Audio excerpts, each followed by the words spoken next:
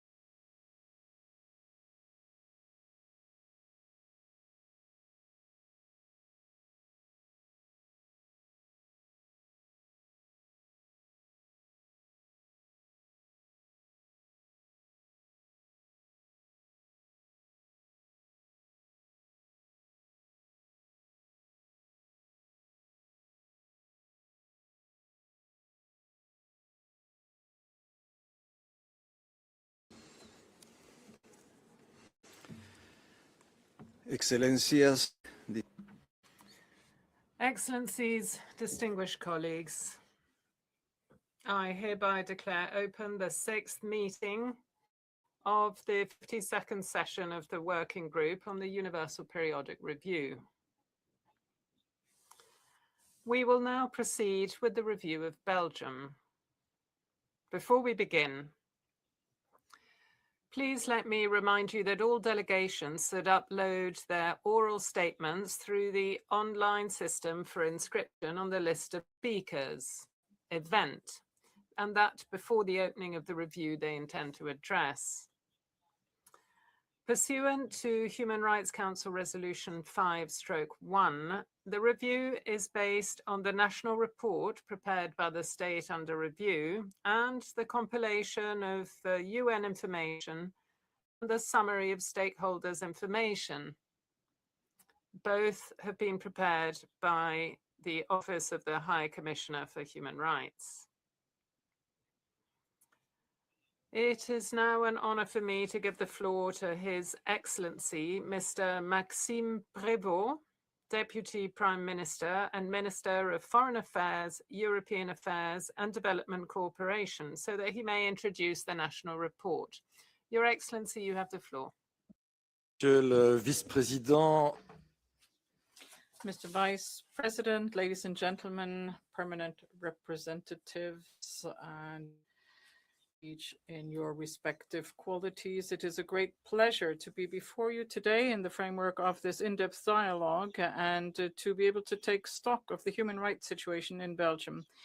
The promotion and protection of human rights is one of the cornerstones of multilateralism, an effective multilateralism which my country adheres to and which we advocate. Human rights are universal, indivisible, and interdependent. They must therefore be implemented everywhere in the world. Given the growing pressure against human rights, the rule of law and democracy at a worldwide scale, Belgium reasserts its commitment to defend these pillars of stability and lasting peace. More than ever, we now need powerful and consistent advocacy for human rights.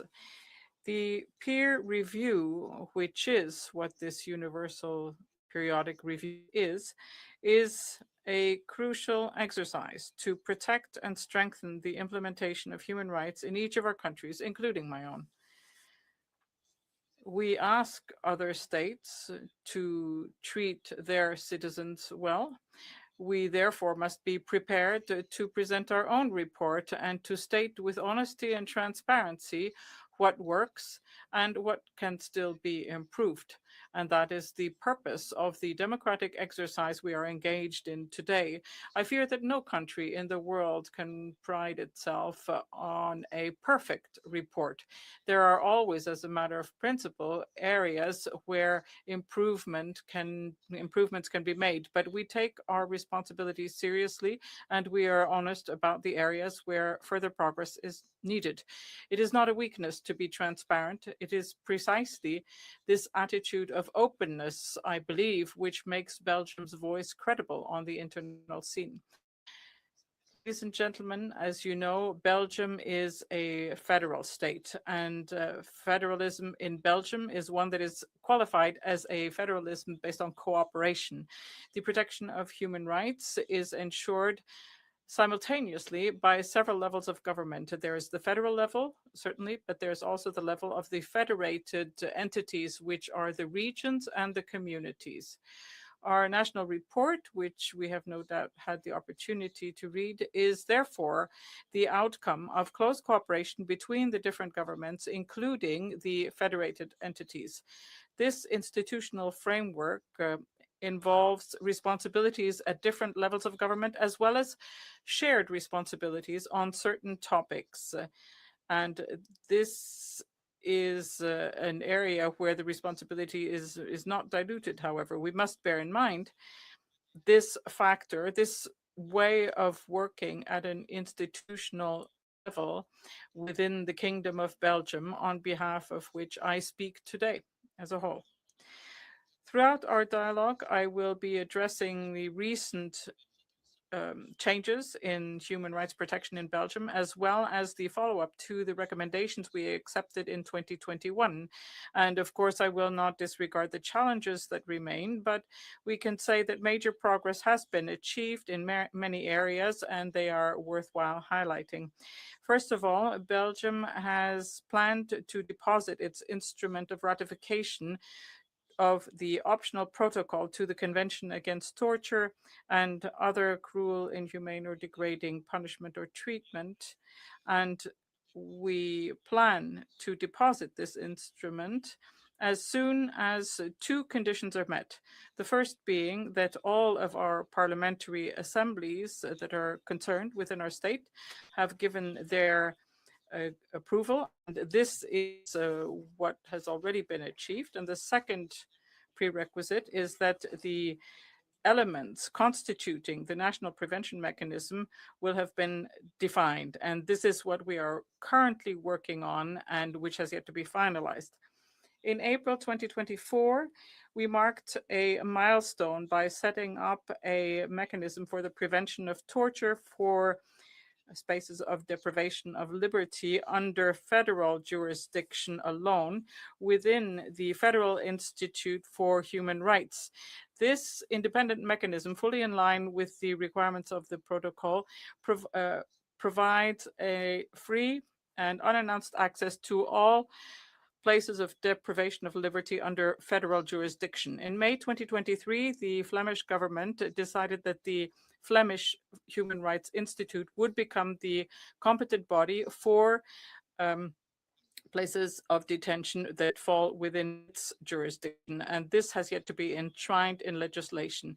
Discussions have yet to be conducted with the other federated entities in order to implement a mechanism that might cover all of the places of detention throughout our country, independently of the government under which jurisdictions fall. Belgium has also committed to establishing a national human rights institution which would cover all fundamental rights throughout the country as a whole, and which would be in line with the Paris principles, which might confer upon it an A status. I can already refer to several areas where we have made progress in this area. A Federal Institute for the Protection and Promotion of Human Rights was established in 2019. It covers all of the federal competencies in terms of fundamental rights, except those which are under other sectoral organisms for the protection and promotion of human rights. In March 2023, this Federal Institute received a B accreditation. Changes were introduced in 2024 in order to bring it closer into line with the Paris principles. A Flemish Human Rights Institute was established in 2022, and this independent body, which is also in line with the Paris principles, aims to protect and promote human rights in all areas which fall under the jurisdiction of the Flemish community and the Flemish region. These advances constitute the first steps towards this national mechanism, which would guarantee, protect, and promote fundamental rights throughout Belgium, a goal which Belgium still fully pursues. With regard to the prisons, in many Belgian prisons, the conditions of detention remain under pressure due to the prison overcrowding, which is a situation that persists.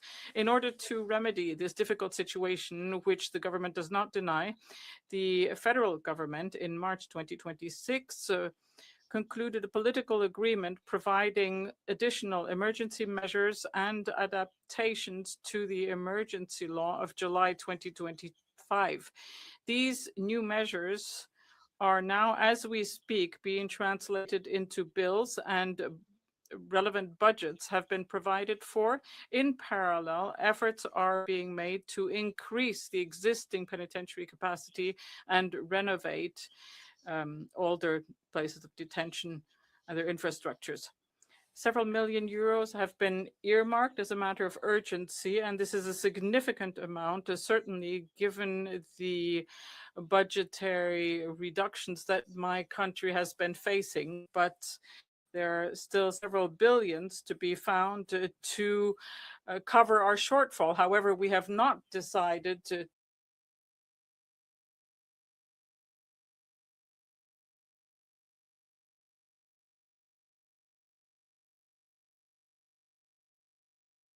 improve life in prisons in the short term, and there is also a commission that is reviewing structural provisions for the longer term in order to prevent and address this prison overcrowding. With respect to upholding human rights by law enforcement, the statute of the police services prohibit any discrimination. And of course, their work rests on the principles of impartiality, integrity, and dignity. And in addition, it also falls under the Code of Police Conduct, which itself refers to the fundamental rights. As it carries out its legitimate work, the police may, of course, be called upon to use force, but within the strict framework of conditions provided for by the national and international normative framework, and this includes provisions for the protection of human rights. Belgium tolerates no form of discrimination or ill treatment or any form of the use of excessive force by the police forces. Non-discrimination, diversity, the prohibition of racism and of profiling in a professional context, the upholding of the rights of children, and the legitimate use of force are priority topics in training and awareness raising within the framework of the training course for our police officers. Any inappropriate conduct which undermines the laws and regulations relating to human rights, reviewed and addressed either in disciplinary terms or within the criminal code. The proper carrying out of police work and the upholding by the police of the legal framework and the provisions for human rights are monitored and assessed through independent mechanisms and bodies established within the legislative, executive, and judiciary bodies. Internally, there's also monitoring carried out by internal monitoring service within the police, and any possible shortcomings are penalized by statutory procedures for the assessment of police staff. So I believe we have a credible and robust mechanism in place.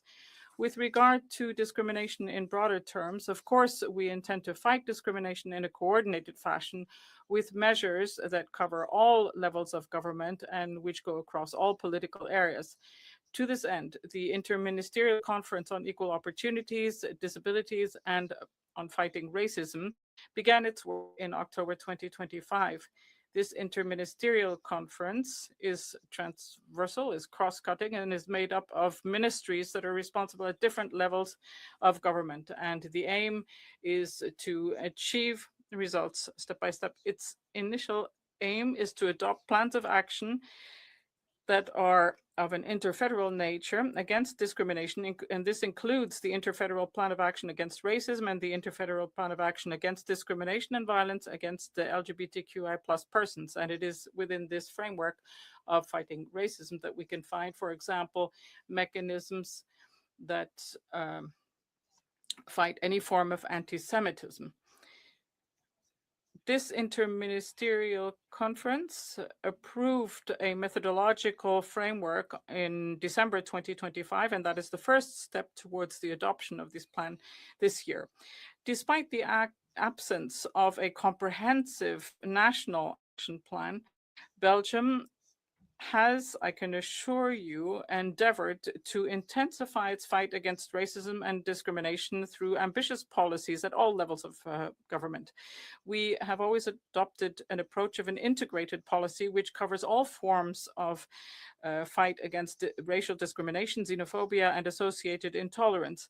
Every one of the federal entities has adopted or is developing measures, plans of actions, and strategies which have already been assessed or will be, and which will serve as the foundation for new measures for the current parliament.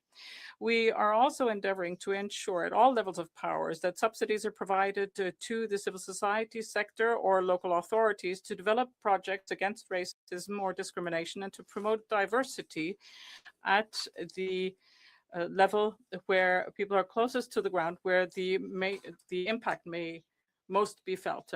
With respect to legislation, we have strengthened our anti-discrimination legislation and adopted a law facilitating access to mixed race persons to information regarding their origins.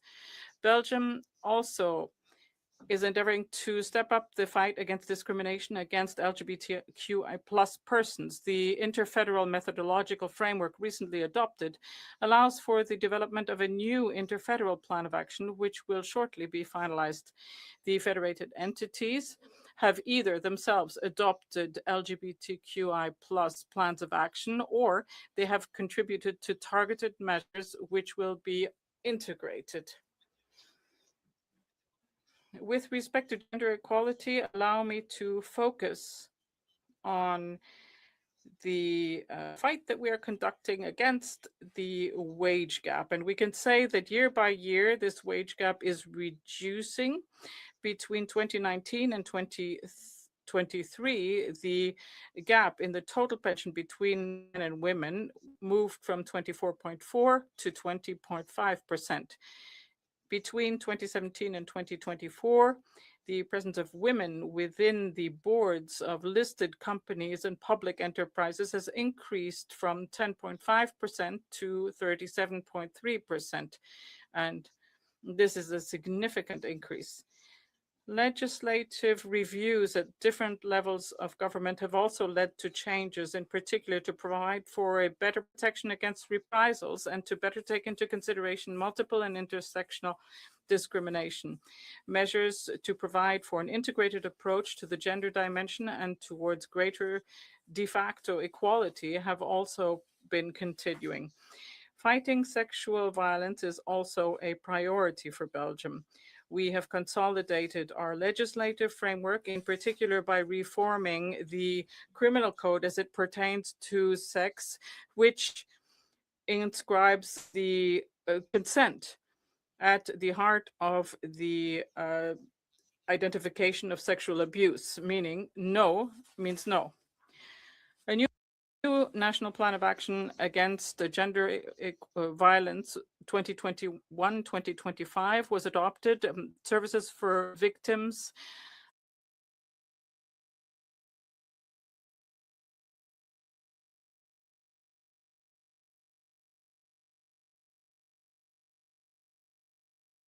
provides for a general framework to prevent femicide and to better protect victims.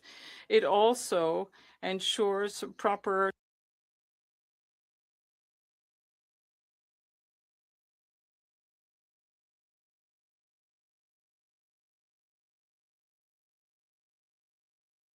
to reduce school leaving, and measures have been adopted to foster an inclusive education for children.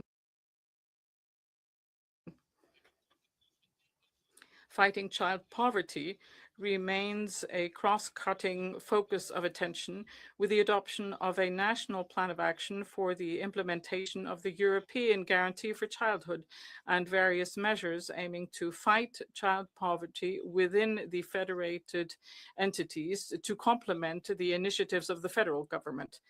In terms of the fight against the sexual exploitation of children, Belgium has contributed to the dismantling of the online KidFlix platform. The reformed Criminal Code of 2024 has modernized legislation in the area of sexual violence, while other bills have strengthened the existing legal framework. And finally, the federated entities have taken measures or have supported projects to fight against the radicalization of children and hate speech.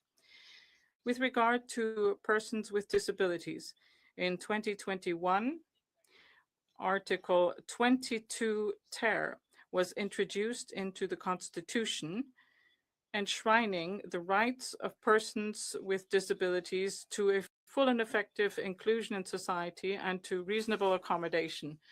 To strengthen the participation of persons with disabilities, new councils were created, guaranteeing that every level of government has its own advisory council now.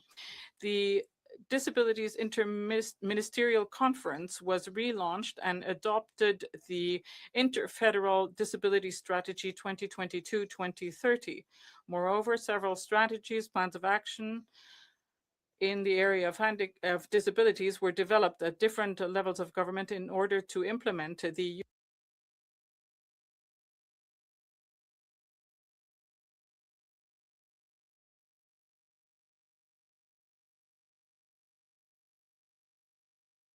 integration policy. Any foreigner is entitled to request international protection. Any such request addressed to Belgium is reviewed on a case-by-case basis in an objective and impartial fashion in line with international, European, and Belgian regulations. And this is carried out by the General Commissioner for Refugees and Stateless Persons, that is to say, an independent federal administration, in order to ensure that no political influence can be brought to bear. The Council for Litigation of Foreigners, which is also an independent administrative jurisdiction, can be used to appeal against such decisions, and the principle of non-refoulement is a cornerstone of the right to asylum. The very high level of requests for for international protection reached in 2015 has diminished over the following years while remaining fairly high. The Council of Ministers of the federal government decided in April 2025 not to exceed 38,430 places for the intake of persons. However, the number of places available does not always allow every person entitled to have a place attributed to, in fact, get one. The 2,000 places within the homeless shelter in Brussels, financed by the federal government, however, allows everyone to have a place where they can await their integration in the proper channels. Belgium is taking efforts not only to propose a sufficient number of places to those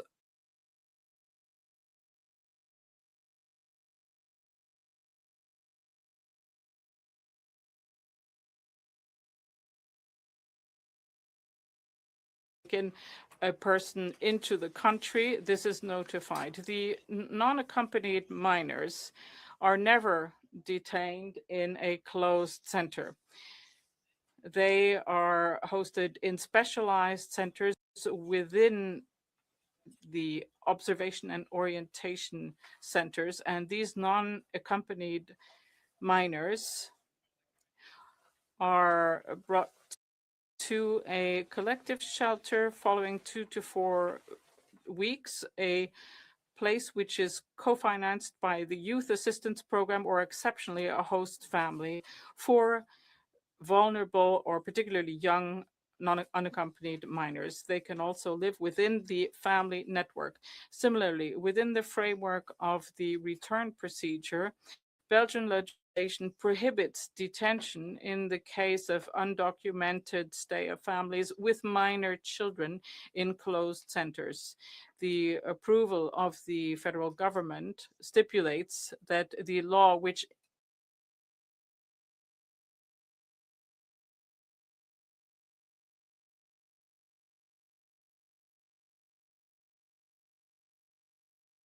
before the various governments are developing their strategic plans to fight poverty within their jurisdictions.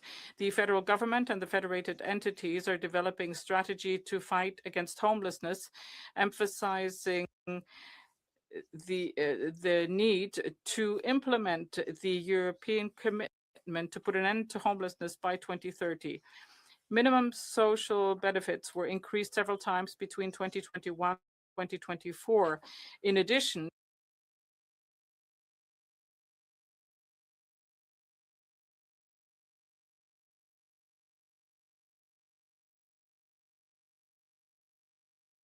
by 22.3% over the period 2019-2024. Belgium has also developed a second national plan of action in 2024, and all the relevant governments and bodies are working towards the implementation of this business and human rights report. Belgium has implemented a coordinated set of policy, regulatory, and awareness-raising measures to further uphold human rights and ensure their respect by businesses and accelerate the implementation of the plan. This is a work that continues and is conducted in several areas, and we remain committed to it. With respect to civil society and the follow-up to the UPR, the protection of human rights requires constant attention, and as we know, an ongoing dialogue, and we are convinced of this. And this includes a dialogue with all components of society. Belgium has a long tradition of cooperation with civil society, with non-governmental organizations and human rights defenders through structured channels for cooperation and public consultation. As during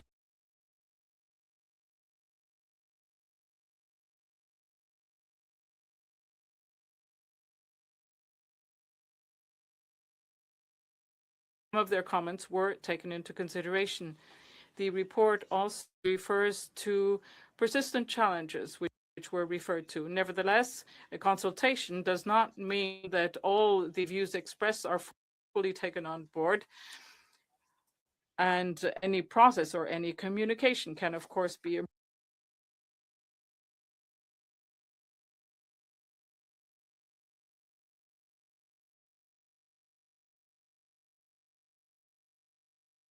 dialogue we are holding today. And I, of course, remain available to each and every one of you to reply to your comments and your views, which you can share with us now. I thank you for your kind attention. I thank His Excellency for the presentation. We will now begin the interactive dialogue. Before giving the floor to delegations for their questions and comments, I would like to remind you that the speaking time will be 55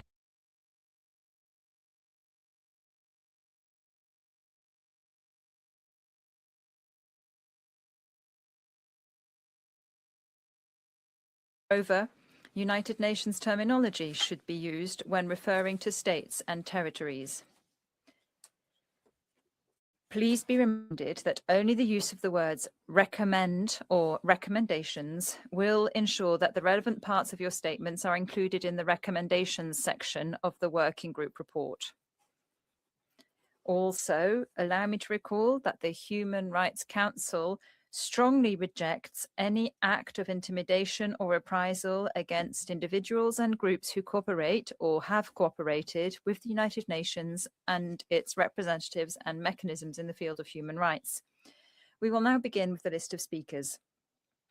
And I give the floor to the distinguished representative of Germany. Vice President, Germany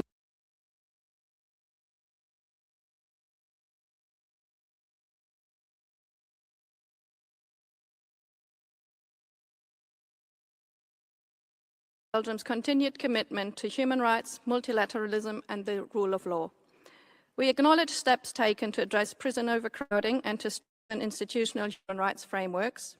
At the same time, Germany remains concerned about some remaining challenges and therefore recommends that Belgium, 1, further intensify efforts to reduce prison overcrowding and to expand forensic psychiatric capacities. 2, ensure full compliance with national and European court decisions regarding asylum reception, guaranteeing adequate accommodation for all applicants. And 3, further advance the establishment of a fully independent national human rights institution with A status accreditation and full compliance with the Paris Principles. We wish Belgium all the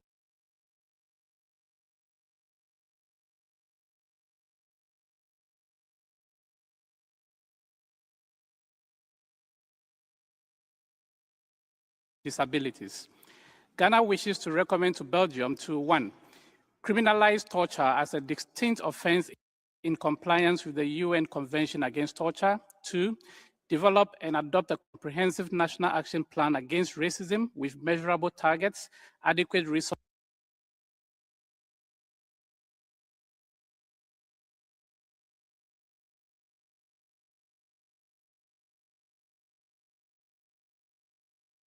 measures to address prison overcrowding, ensuring detention conditions comply fully with the Nelson Mandela rules.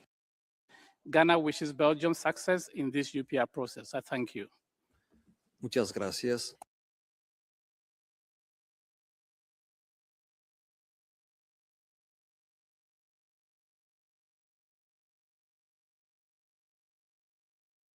Networks for domestic violence. We also commend Belgium for reinforcing the legal framework for combating the sexual exploitation of children. Greece would like to recommend that Belgium, 1, step up its efforts towards the formal ratification of the optional protocol to the Convention Against Torture. 2, take all necessary measures to ensure that the right to peaceful assembly is not restricted by the Criminal Code of April 2026. 3, strengthen measures to prevent, investigate, and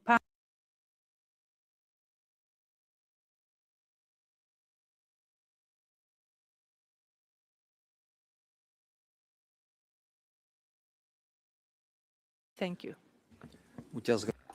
Thank you. I give the floor to the distinguished representative of Guyana. Vice President, a warm welcome to the distinguished Belgian delegation. In a constructive spirit, Guyana proposes the following recommendations. The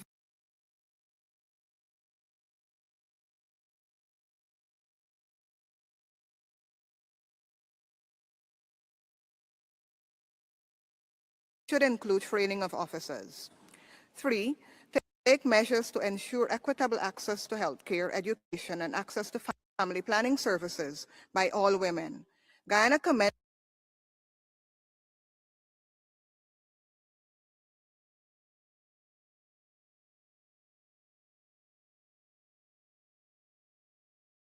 Distinguished representative of Haiti.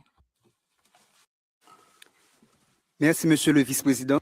Thank you, Vice President. The delegation of Haiti wishes a warm welcome to the Belgian delegation for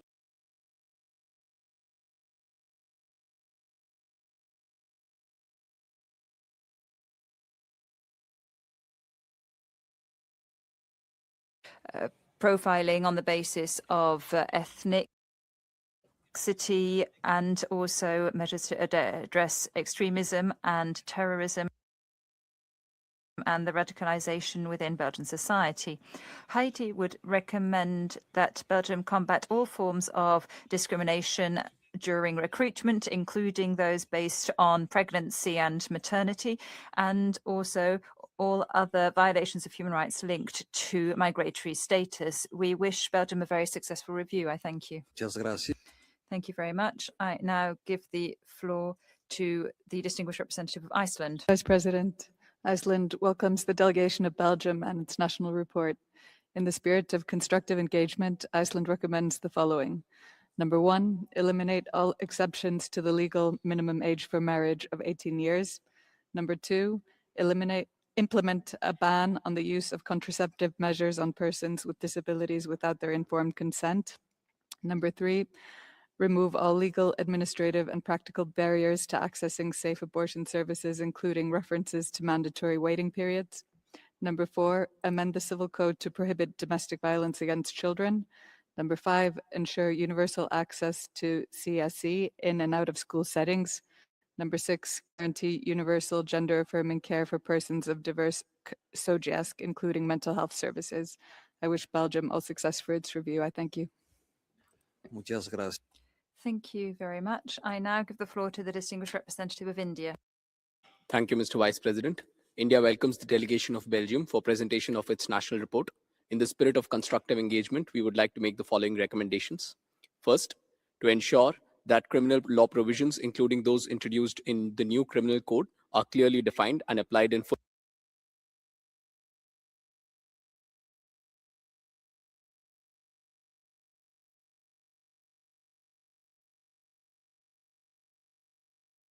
Use discrimination on the basis of ethnicity, religious belief, or national origin, and promote equal opportunities for migrant families. We wish the delegation of Belgium all success.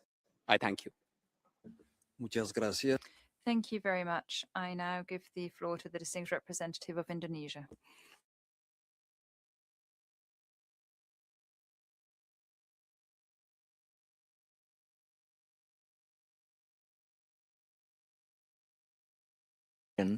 We note further efforts are needed to address structural discrimination, particularly against migrants and minorities.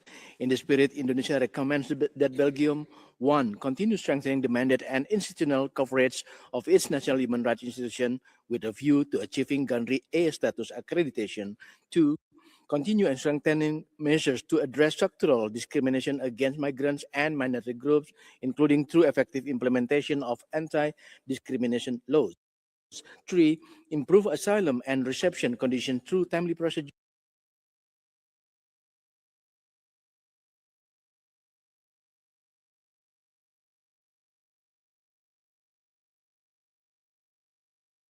Distinguished representative of the Islamic Republic of Iran.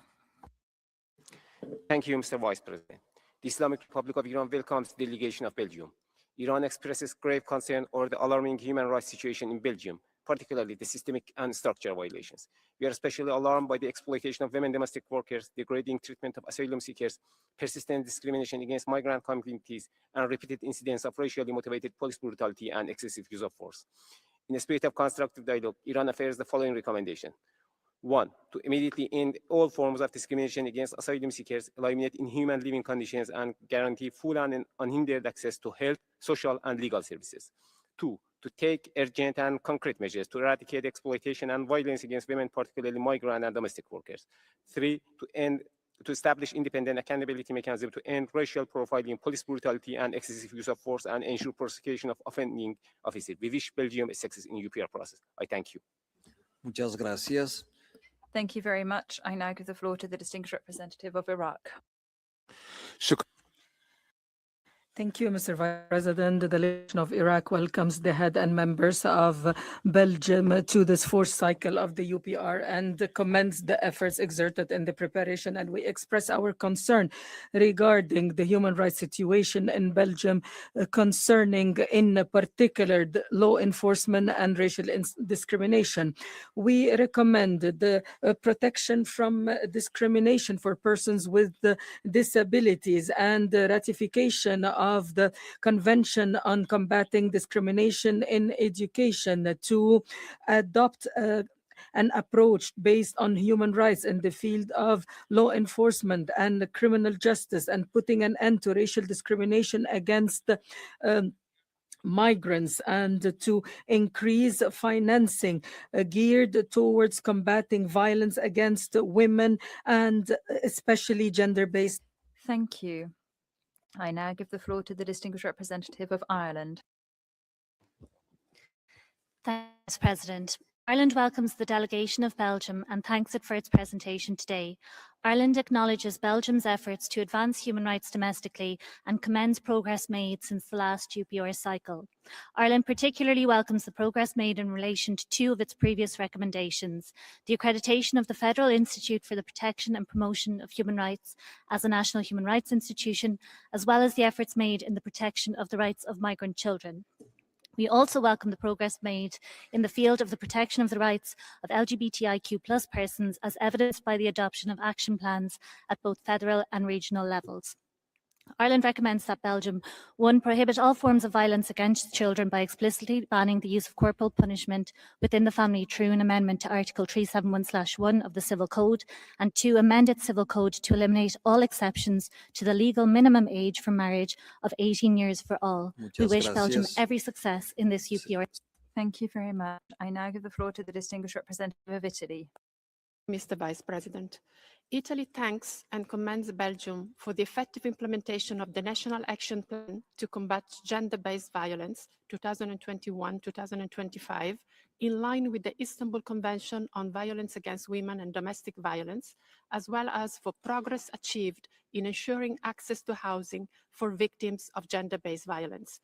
Italy offers Belgium 1 recommendation: to take further measures to effectively remove all barriers to inclusive mainstream education for students with disabilities, especially by preventing the risks of possible marginalization of children with disabilities.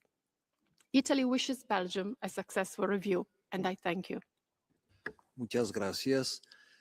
Thank you very much. I now give the floor to the distinguished representative of Japan. Thank you, Mr. Vice President. Japan warmly welcomes the delegation of Belgium to this session. Japan appreciates Belgium's efforts to eliminate discrimination and promote social inclusion, particularly with regard to the rights of women, LGBTQIA+ persons, and ethnic minorities. We also commend Belgium's investment in education and awareness raising, including on combating cyber hate to foster respect for diversity and human rights within its society. In a spirit of constructive dialogue, Japan would like to make two recommendations. One, intensify efforts to eradicate inequalities and to address economic disparities that contribute to social exclusion. And two, strengthen human rights protections within the judiciary and law enforcement sectors to ensure justice and accountability. We wish the delegation of Belgium every success in the review. I thank you. Muchas gracias. Thank you. I now give the floor to the distinguished representative of Jordan.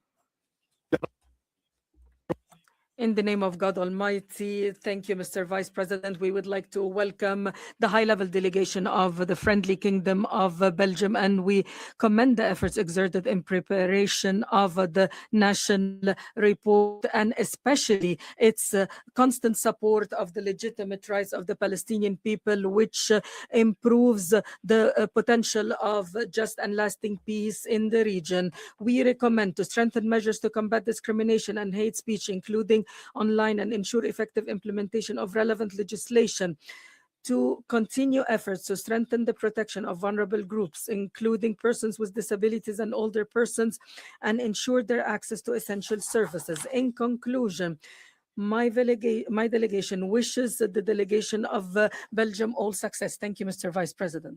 Muchas gracias. Thank you very much. I now call on the distinguished representative of Kazakhstan for a video message. Thank you, Chair. Kazakhstan welcomes the delegation of Belgium to the fourth cycle of UPR and appreciates its national report. We commend Belgium's new National Action Plan against gender-based violence. We would like to make the following recommendations. Ratify the optional protocol to the Convention Against Torture and Other Cruel, Inhuman, or Degrading Treatment or Punishment. 2. Continue efforts to further strengthen measures to combat racism and discrimination, including through appropriate coordination and due consideration of the situation of women, migrants, refugees, and asylum seekers. We wish the delegation of Belgium a successful review. Thank you. Muchas gracias. Thank you. I now give the floor to the distinguished representative of Kiribati. Thank you, Mr. Vice President. Kiribati welcomes the esteemed delegation from Belgium and thanks the delegation for the presentation of the national report. In the spirit of constructive dialogue, Kiribati offers the following recommendations to Belgium. 1. Continue to strengthen measures and policies addressing climate change, including by sustaining its future development assistance with a focus on climate resilience and adaptation. 2. Continue efforts to ensure inclusive and equitable access to education for all children, including by further enhancing guarantees of the right to education for migrant and Roma children. 3. Continue to strengthen measures aimed at protecting children from all forms of violence. We wish Belgium a successful review. I thank you, Mr. Vice President. Muchas gracias. Thank you very much. I now give the floor to the Lao People's Democratic Republic. Mr. Vice President, the Lapidia warmly welcomes the high-level delegation of Belgium to this UPR session. The Lapidia appreciate Belgium's national report and commends its efforts and progress made in implementing the accepted recommendations in the previous cycle. In the constructive spirit, we would like to propose two recommendations. 1. Further enhance the implementation of the Interfederal Disability Strategy. 2. Strengthen its efforts to combat all forms of discrimination, particularly against vulnerable groups. We wish Belgium a successful review. Thank you, Mr. Vice President. Muchas gracias. Thank you. I give the floor to the distinguished representative of Lebanon. Merci, Monsieur le Vice-Président. Thank you, Vice President. Lebanon wishes a warm welcome to the delegation of Belgium, and we would like to offer the following recommendations. First of all, to ratify the optional protocol to the Convention Against Torture. Secondly, to address prison overcrowding. Thirdly, to fully implement the action plan against human trafficking by allocating appropriate resources to it. We would like to take this opportunity to commend Belgium's constant commitment to human rights and international law, especially through its proactive role in the implementation of the Convention on the Prohibition of Anti-Personnel Mines and its support for demining and victim assistance activities. Lebanon would like to wish Belgium every success in this Universal Periodic Review. I thank you, Vice President. Muchas gracias. Thank you very much. I now give the floor to the distinguished delegation of Libya. شكرا Thank you, Mr. Vice President. At the outset, we would like to welcome the esteemed delegation of Belgium and thank them for their comprehensive report and their respect of the international law and justice overall. We recommend the accession of the International Convention on the Rights of Migrant Workers and Members of their Family, and to provide persons with disabilities with the right to independent living and to effectively integrate them into society. We wish Belgium all success in this review. Thank you very much, Mr. Vice President. Yes. Thank you. I give the floor to the distinguished representative of Lithuania. Thank you, Vice President. Lithuania welcomes the delegation of Belgium and thanks it for its national report. We commend Belgium for its leading role in mobilizing national efforts to protect children in armed conflicts. We also note that at the national level, significant reforms were taken to promote and protect the rights of the child. Particularly, we welcome policies implemented to reduce school dropout rates and encourage Belgium to prioritize further steps in this area. Lithuania would like to make the following recommendations. 1. Strengthen measures to prevent the spread of harmful content and hate speech in the digital space. 2. Continue measures to ensure quality and inclusive education by strengthening institutional coordination between different language communities. We wish Belgium all success in the current UPR. Thank you. Muchas gracias. Thank you very much. I would like to give the floor to the distinguished representative of Luxembourg. Monsieur le Vice President, Luxembourg too wishes to welcome the Minister and his delegation. We thank them for the presentation of Belgium's national report. We commend Belgium's ongoing commitment to the promotion and respect of human rights. In a spirit of constructive cooperation, we have the following recommendations to make for Belgium. Firstly, to continue efforts in order to ratify the optional protocol to the Convention Against Torture and other cruel, inhuman, or degrading treatments. Secondly, to adopt an inter-federal action plan against racism. And thirdly, to continue efforts to address prison overcrowding, including by improving the conditions of detention and the professional training of staff. Thank you. Thank you very much. I now give the floor to the distinguished representative of Malawi. Mr. Vice President, Malawi warmly welcomes the Kingdom of Belgium to this review and thanks the esteemed delegation for the comprehensive report. Malawi notes the progress made in the promotion and protection of human rights since the last review and commends Belgium for adopting federal measures for the implementation of the Action Plan Against Racism 2021-2024, which focuses on so-called racial characteristics.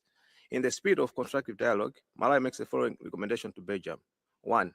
Ensure independent investigation into allegations of police violence. 2. Ensure full respect for the principle of non-refoulement. And 3. Continue taking positive steps to combat ethnic profiling by law enforcement agencies. We wish the Kingdom of Belgium all the best at this review. Thank you, Mr. Vice President. Thank you. I now give the floor to the distinguished representative of Malaysia.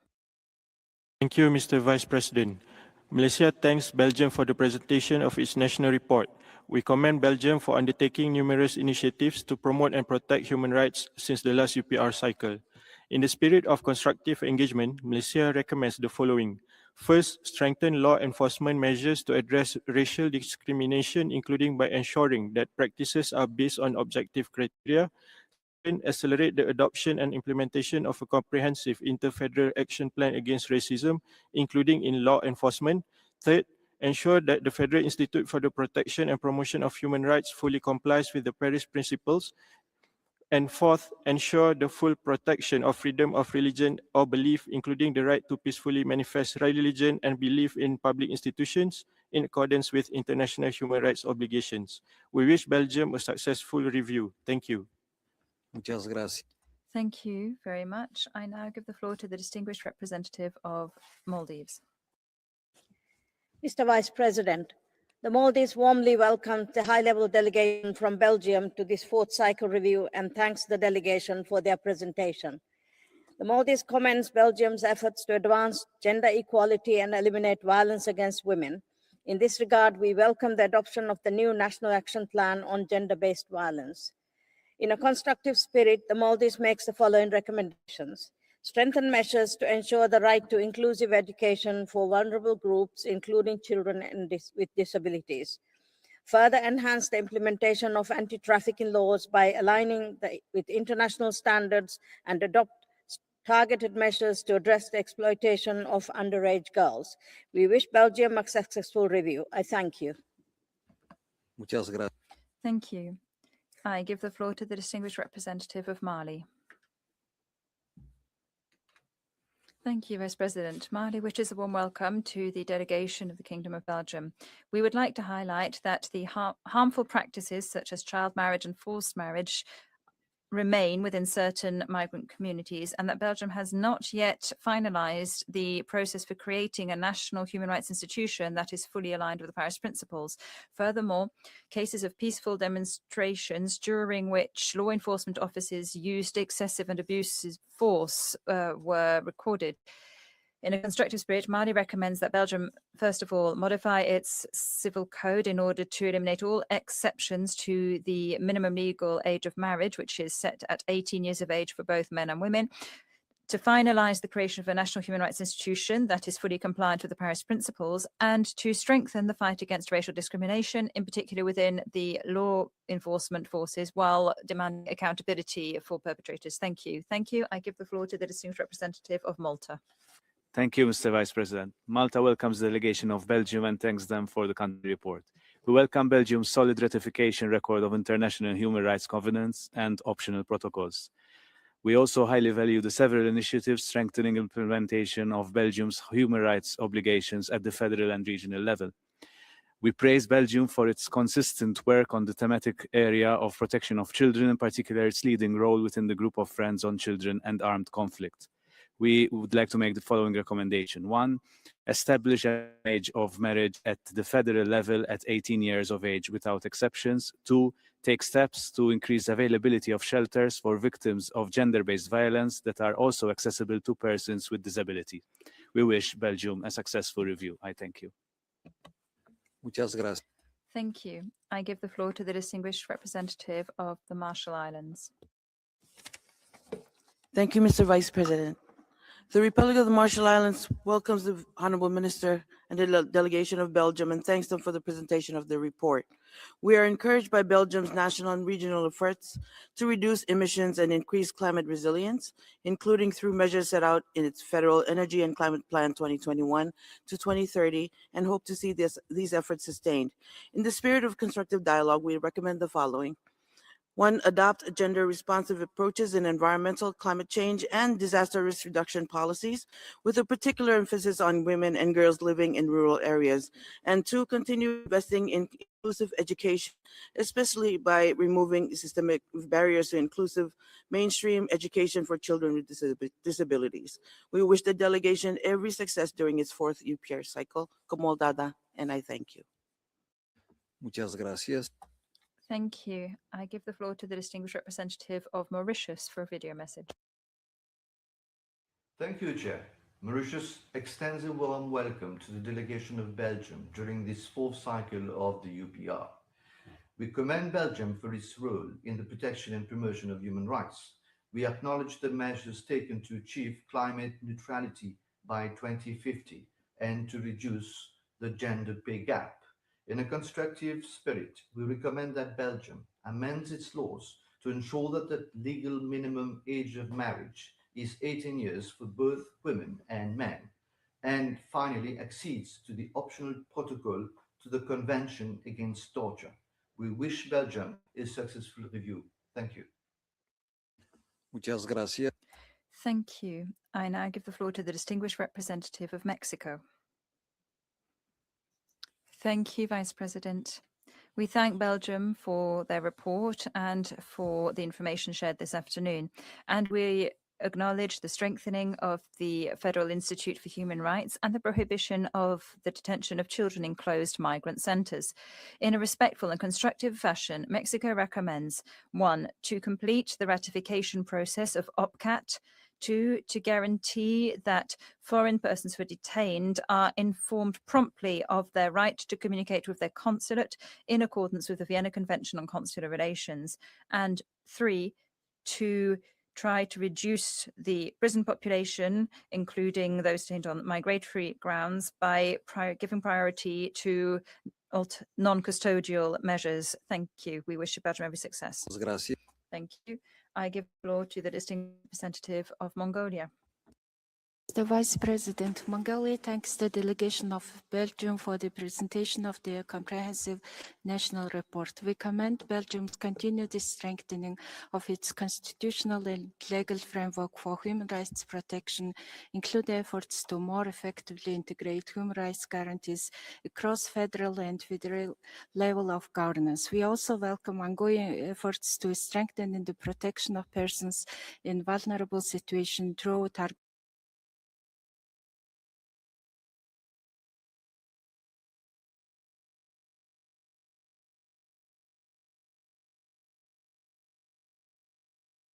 within a civil law framework in line with international standards. 2, to continue strengthening its efforts to reduce inequality. I thank you, Mr. Vice President. Muchas gracias. Thank you. I now give the floor to the distinguished representative of Montenegro. Mr. Vice President, Montenegro warmly welcome the esteemed delegation of Belgium. We commend Belgium's sustained commitment to promoting and protecting human rights, as demonstrated by the establishment of a national preventive mechanism at the federal level and the progress made in combating discrimination and racism. While we reiterate our recommendation to the ratification of the optional protocol to the CAT, we encourage the continued efforts to address remaining inequalities affecting women, children, and marginalized groups.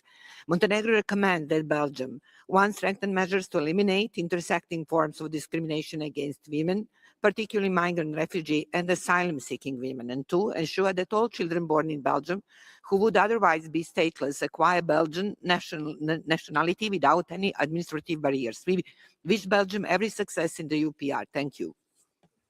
Muchas gracias. Cedo la palabra a la distinguida representación de Marruecos. I give the floor to Morocco. Thank you very much, Vice President. The delegation wishes to thank the Kingdom of Belgium for the presentation of their national report. We welcome efforts made by the government of Belgium in terms of promotion and protection of human rights, notably the 2024 signature of the optional protocol to the Convention Against Torture. In the spirit of a constructive dialogue, we wish to make the following 3 recommendations. First of all, to continue efforts to complete the formal ratification of the optional protocol of the Convention Against Torture. Secondly, to combat prison overcrowding by promoting alternatives to detention. And thirdly, to continue efforts to ensure the National Human Rights Institution is fully pursuant to the Paris Principle. We wish the delegation of Belgium the best of success for this review. Thank you. Muchas gracias. Thank you. We give the floor to the distinguished representative of Namibia.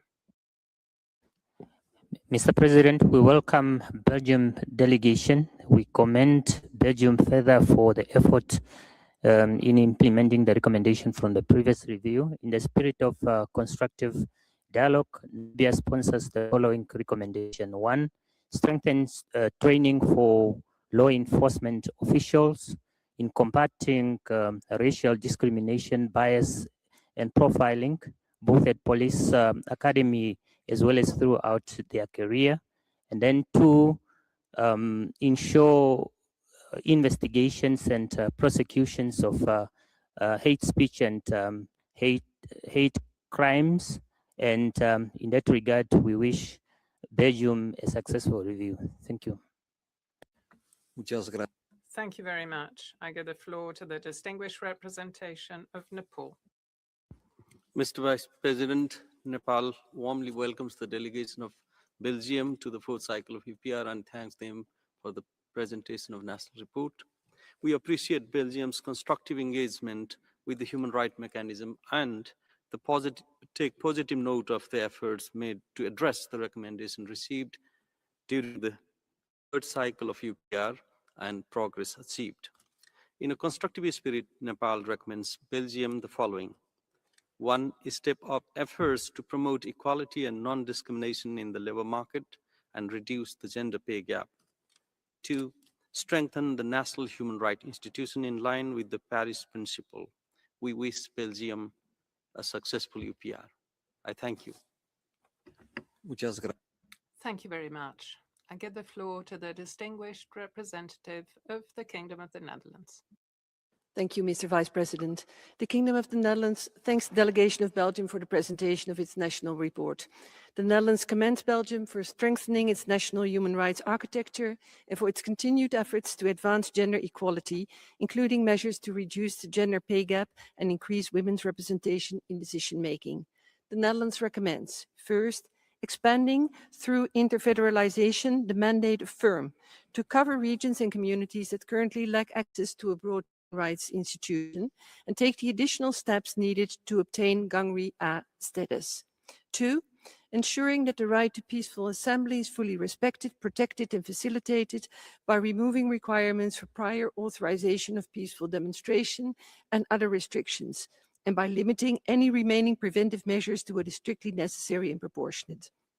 The Netherlands wishes Belgium success with the follow-up of all recommendations it receives during this UPR cycle. Muchas gracias.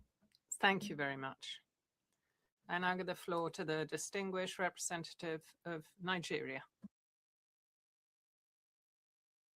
Thank you, Mr. Vice President. Nigeria welcomes the delegation of Belgium and offers the following recommendations. 1. Adopt and implement a comprehensive national action plan against racism and racial discrimination, including strengthened measures to combat racial profiling and discrimination in housing and employment. 2. Further strengthen protections for migrants, including through the ratification of the ICMW. And 3, ensure that child and adolescent health and education policies are implemented with due respect for the rights, responsibilities, and primary role of parents in the upbringing and guidance of their children, consistent with the best interests of the child. Finally, Nigeria wishes Belgium every success in the review process. I thank you, Mr. Vice President. Muchas gracias. Thank you very much. I now give the floor to the distinguished representative of North Macedonia.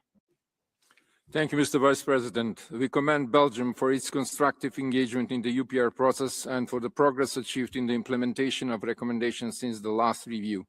However, we note that challenges persist in relations with the situation in the prisons and detention centers, the protection of rights of women, children, and persons with disability, as well in asylum, immigration, and integration policy. North Macedonia offers the following recommendations. 1. Take all further and necessary steps to ratify the OPCAT. 2. Ensure the services for victims of gender-based violence are accessible to women and girls with disabilities in Center for Victims of Sexual Assault and emergency shelters, including support measures. And 3. Intensify the efforts for strengthening the policies that address violence against journalists, especially women journalists. Thank you, Mr. Vice President. Muchas gracias. Many thanks. I now give the floor to the distinguished representative of Norway. Thank you, Vice President. Norway warmly welcomes the delegation of Belgium and commends the efforts undertaken since the last review, including strengthened response to gender-based violence, progress in implementing the Istanbul Convention, the adoption of a law on consent, and establishing care centers for victims of sexual violence. Nevertheless, as some challenges remain, Norway recommends that Belgium 1. Implement measures to guarantee the human rights of prisoners and detainees, including steps to reduce prison overcrowding. 2. Ensure full implementation of the European Court of Human Rights rulings concerning the human rights of persons seeking international protection. 3. Ratify the optional protocol to the Convention Against Torture. 4. Prohibit all forms of violence against children through amendments to the Civil Code explicitly banning corporal punishment. And 5. Finalize the necessary institutional arrangements to make the Federal Institute for the Protection and Promotion of Human Rights a national human rights institution fully in line with the Paris Muchas Principles. gracias. I thank you. Thank you. I now give the floor to the distinguished representative of Oman. Mr. Vice President, the delegation of the Sultanate of Oman would like to welcome the friendly delegation of Belgium, and we thank it for presenting the report based on a participatory approach. We have observed the national report, and we commend the legal and institutional framework for the rights of persons with disabilities, consolidating their rights within the Constitution, and the adoption of a strategic federal plan for 2022-2030. In a constructive spirit, would like to recommend what follows. First, promoting the systems of data collection and standardizing the approaches to reporting on hate crime and discrimination crimes to ensure the reliability of data. Secondly, to increase the efficiency of national action plans to combat racial discrimination through the promotion of institutional coordination. Thank you. Thank you. I give the floor to the distinguished representative of Pakistan. Thank you, Mr. Vice President. Pakistan thanks the delegation of Belgium for presenting the country's fourth UPR report. We welcome Belgium's efforts to strengthen institutional, legislative, and policy frameworks to combat discrimination, hate crimes, and incitement to hatred. We note the inclusion of discriminatory motive as an aggravating factor or circumstance in the penal code. More can be done, however. We therefore recommend the following. A, prohibit discriminatory racial, religious, or ethnic profiling by law enforcement and require recording of identity checks. B, align relevant legislation with obligations under the ICCPR on advocacy of hatred constituting incitement. C, adopt a national action plan to combat Islamophobia with a focus on traditional and new media and political organizations. D, declare illegal and prohibit organizations that incite discrimination against other groups. Thank you. I now give the floor to His Excellency so that he can address the comments and recommendations that have been made thus far. You have the floor, sir. President. Thank you very much, Vice President, for this first salvo of questions. You don't have a lot of time available. I don't have either, and so I'm not going to go into any great detail about all of the issues that you've raised, but thank you very much for sharing your comments. We have more questions about the ratification of the protocol to the Convention Against Torture, but in my introductory statement, I was able to address this issue already, so I won't say any more about that. When it comes to the National Human Rights Institution and the proceedings underway, well, we are certainly underway to make sure that all the necessary elements are in place. Some of you have quite rightly stressed the question of prison overpopulation. I also addressed this question in the introductory statement, saying it's a priority, that we're not shirking the question, and that we are undertaking various different measures by reviewing our legislative framework with policy agreements that are of an emergency nature, with additional budgetary provisions, and also looking at prison capacity abroad, just to mention some of the elements. Some of you have also said that it was very important to pay particular attention to the use of force by the police. This is something that I also mentioned in my introductory statement. This is included in our legislative framework. We have provisions for training for our law enforcement officers. I know that several delegations also raised questions about a possible restriction of civil rights and freedoms exercised in public spaces and have mentioned the right to peaceful assembly. We know that demonstrations can present a threat to public order and to the freedoms and liberties of others. There are specific measures taken, but they're only taken in order to make sure there is a peaceful exercise of the right to peaceful assembly in safety for all. This is a right which is enshrined in our constitution, but it is something which is regulated in law, so there are legitimate measures taken. They have to be done so in a spirit of proportionality, and it's an area which we continue to pay particular attention to and have no intention of curtailing freedom of expression or anything else for our citizens. I also heard remarks about race or profiling on the base of ethnic origin. This is sanctioned in law in Belgium with significant sanctions. All of this is based on criteria such as ethnic origin. We have a plan of action in place to combat all forms of ethnic profiling with very clear guidelines for police checks, and reference framework was in fact put in place in 2023 in order to support police action on the beat and to make sure that persons can be controlled or stopped and checked in a targeted but balanced, respectful manner. Any other action? Obviously, there are concerns relating to human rights education within the police force. We can speak here of the code of ethics, and as I mentioned these in my introductory statement. 2 or 3 delegations mentioned the question of the corporal punishment of children. And I would remind you that every child has the right to the respect of their physical, moral, sexual integrity, and it's protected in the civil code, the penal code, the constitution, and the crime.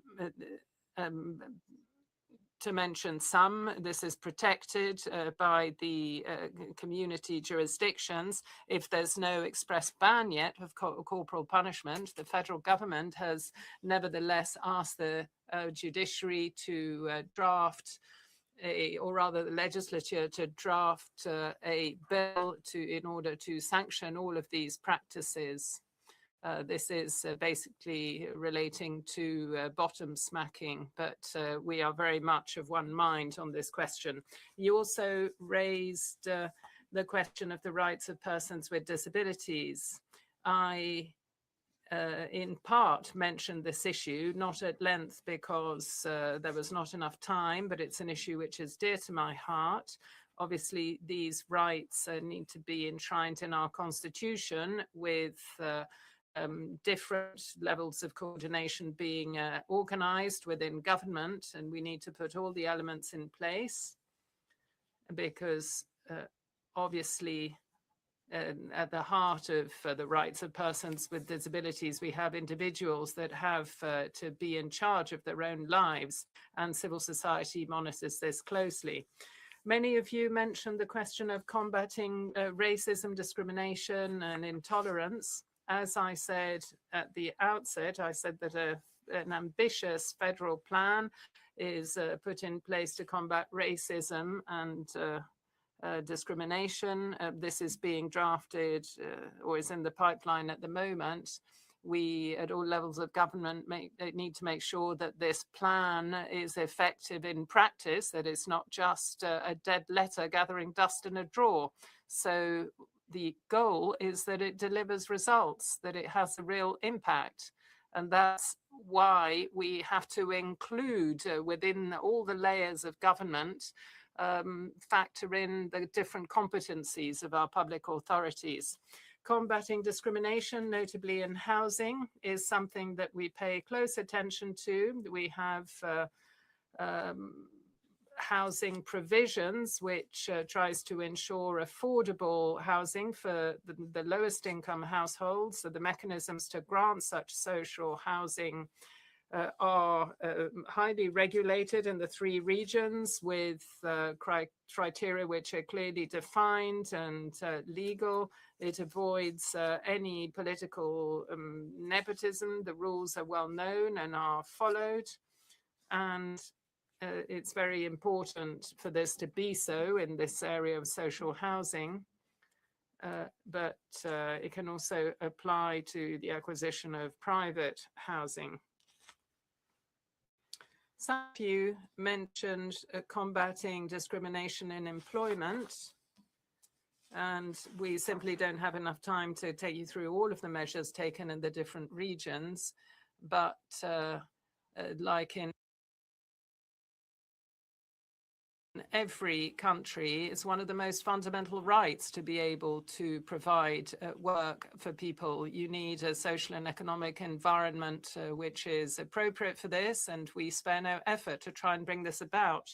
On the question of combating hate speech and hate crimes, Belgium is obviously very attached to freedom of expression. This is enshrined in our constitution. This is a freedom which is important for any democratic society. But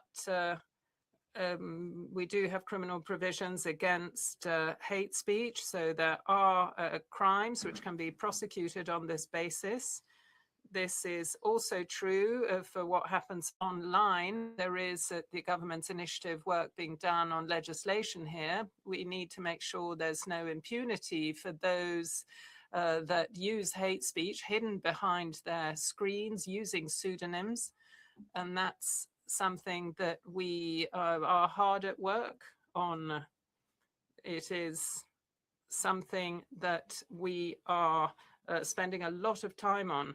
Gender-based violence, its a particular focus. A national plan of action is being implemented in this area.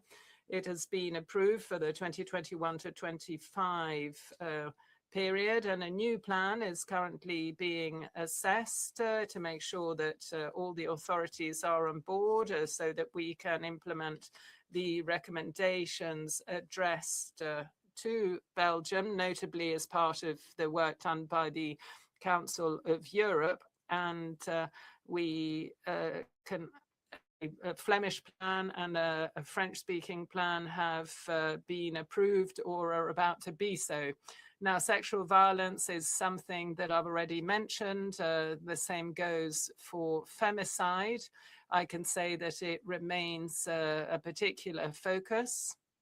I would remind you that when it comes to the way that we welcome those that demand international protection, Belgium, as I said before, tries to make sure that a certain number of places are made available while implementing a consistent, coherent policy on this welcome and basing all of this on democratic decisions.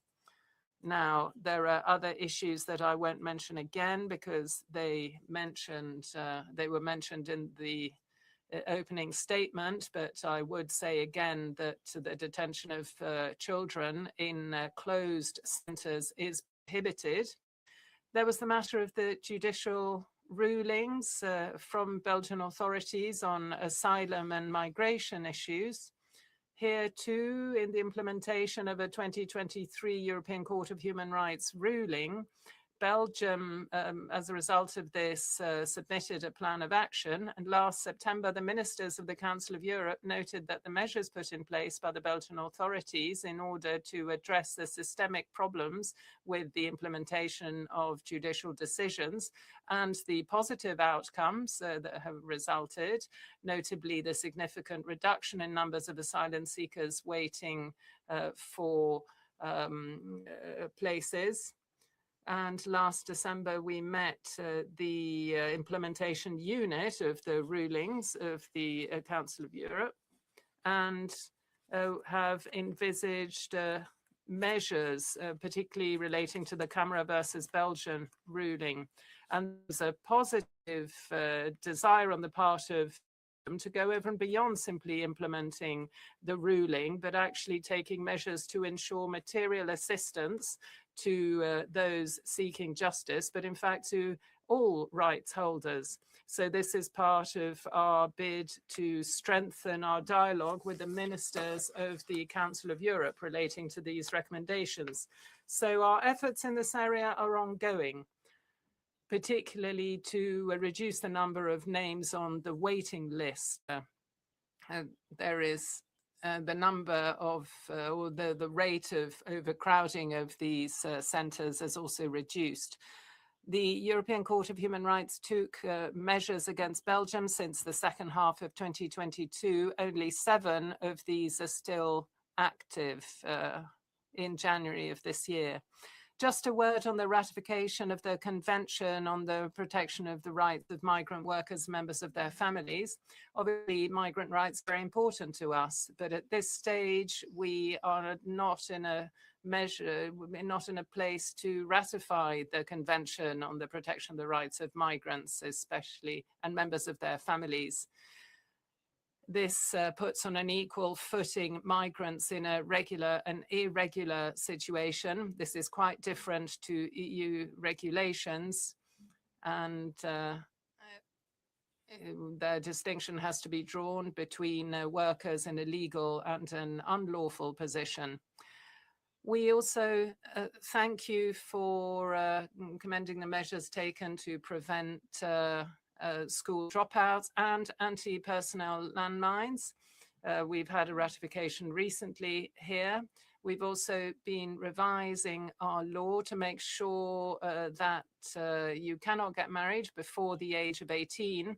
I would highlight the fact that it is really an exception in our legislation, because as well as the agreement, obviously, of the children themselves and their parents or guardians, authorization has also been granted by the courts, and it can only occur for very serious reasons. If, for example, there's a very specific situation in the family, or this is, say, a couple that is about to have a child or has already had one. And obviously the maturity of the children is assessed and must be present. But in every other case, the marriage of children is prevented in Belgium, and the door is not open to any forced marriage. I would stress that.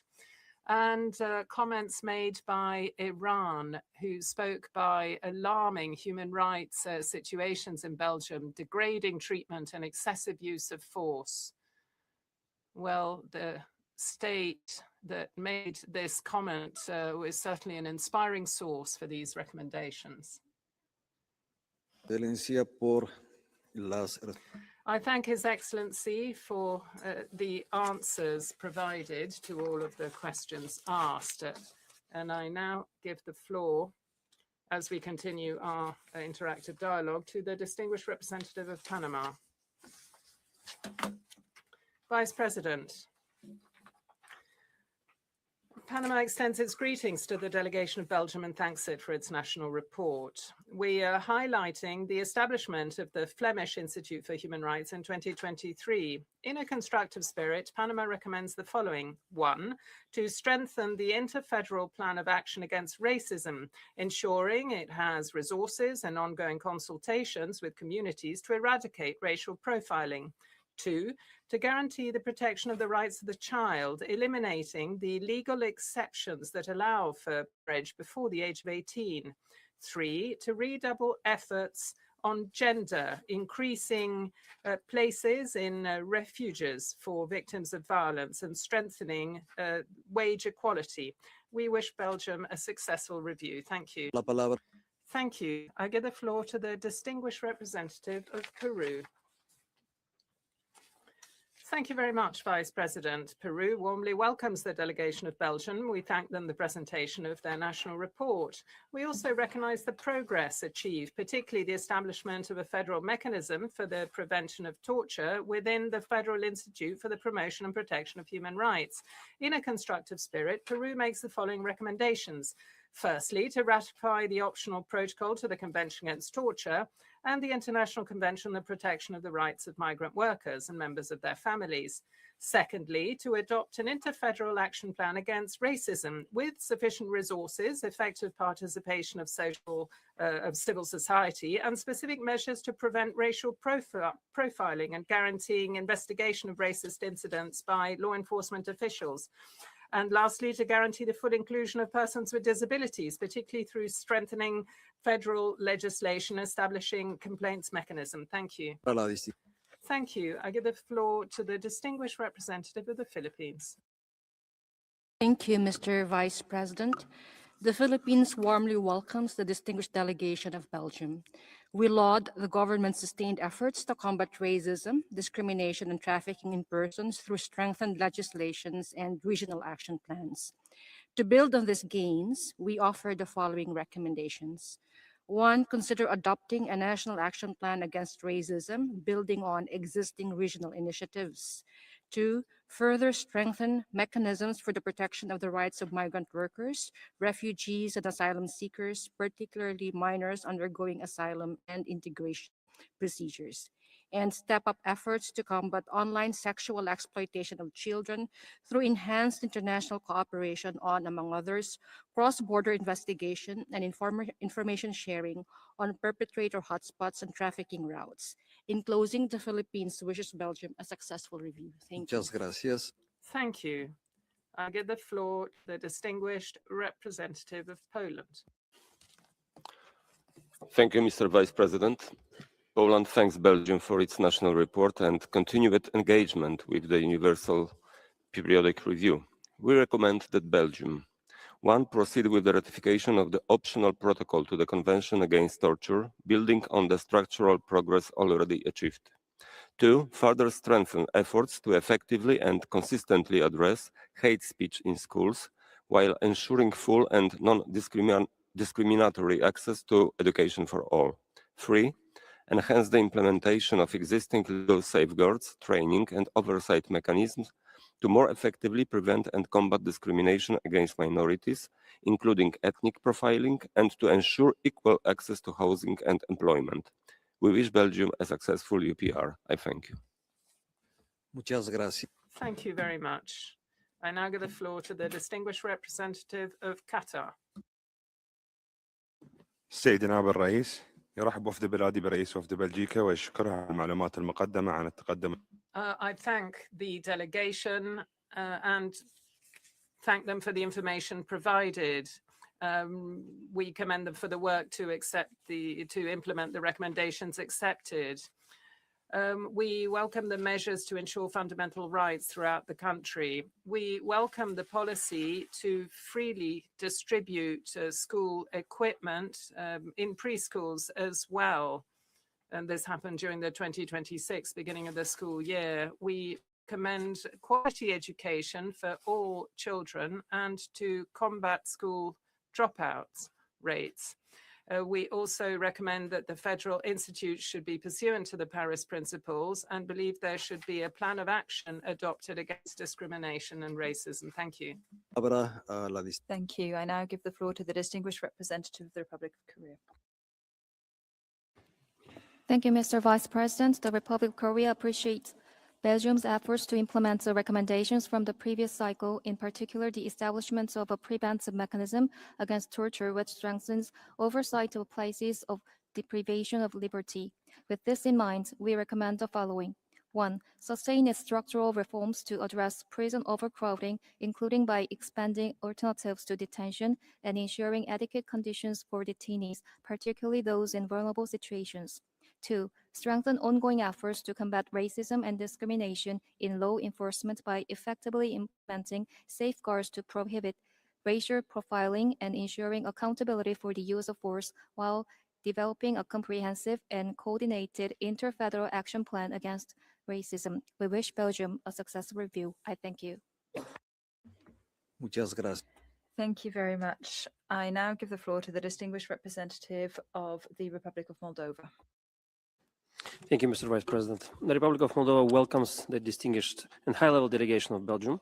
We commend the Belgian government for its firm commitment in promoting respect for human rights, including efforts to reduce the gender pay gap, combat gender-based violence, and ensure inclusions of persons with disabilities, notably by enshrining this right in the Constitution.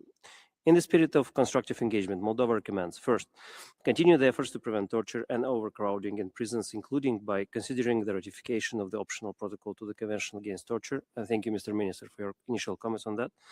Redouble the efforts to combat racism, including by taking steps for the development of intergovernmental action in this regard. And third, further improve the protection of victims of gender-based violence, including by providing accessible information to women and girls with disabilities. We wish Belgium a successful review. Muchas gracias. Thank you. I now give the floor to the distinguished representative of Romania. Merci, Monsieur le Vice-Président. Thank you, Mr. Vice President. Romania welcomes Belgium and wishes it the best of success. With respect to the improvements to the framework for equality and to support victims, we encourage Belgium to continue its positive initiatives. So we recommend that Belgium strengthen measures to prevent and fight discrimination in access to housing. 2, to guarantee equal access to quality education for persons belonging to vulnerable groups, including children with disabilities, and 3, further strengthen efforts to fight all forms of discrimination and hate speech, in particular by guaranteeing effective investigations and appropriate judicial proceedings in the context of hate speech. Muchas gracias. Thank you. I now give the floor to the distinguished representative of the Russian Federation. Thank you, Mr. Vice President.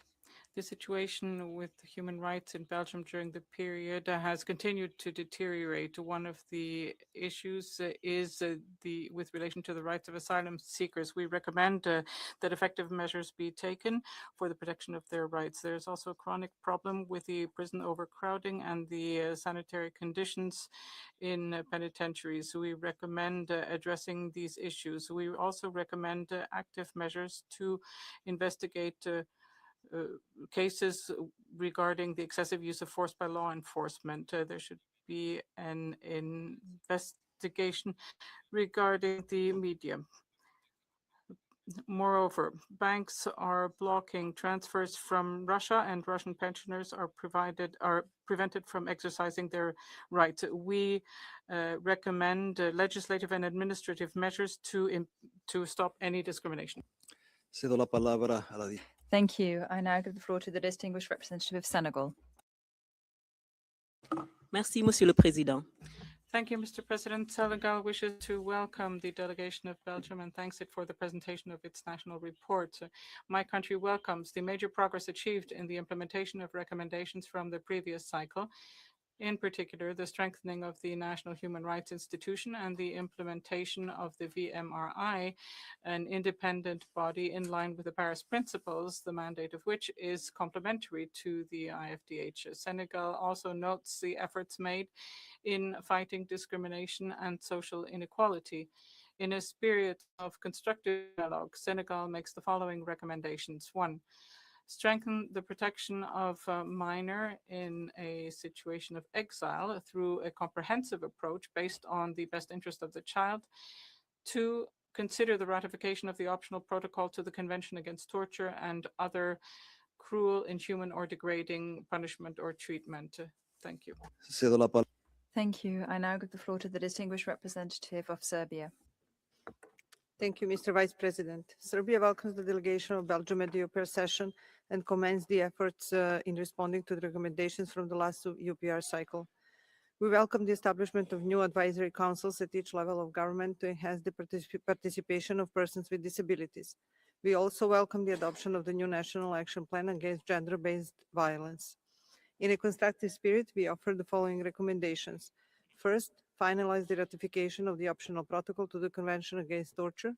And second, mainstream disability and gender considerations into poverty reduction strategies and adopt targeted measures to address the needs of older persons and persons in vulnerable situations. Serbia wishes Belgium successful review. I thank you. Muchas. Thank you. I now give the floor to the distinguished representative of Sierra Leone.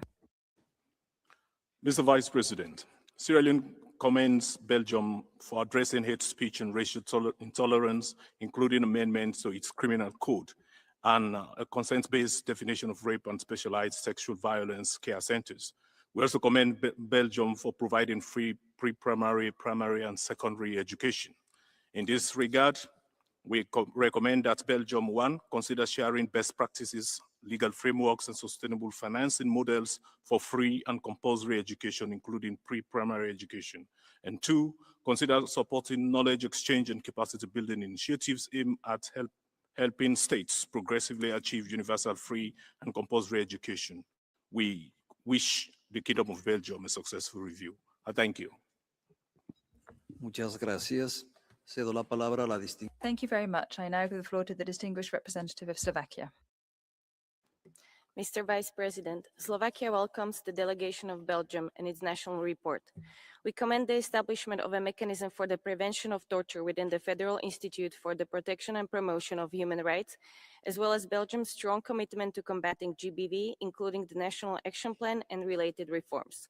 We also welcome strengthening of the National Human Rights Framework, including efforts to combat racism and hate speech.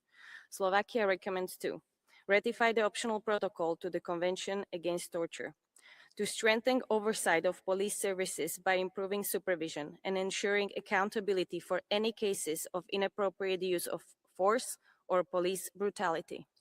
We wish Belgium a successful review. Muchas gracias. Thank you. I now give the floor to the distinguished representative of Slovenia.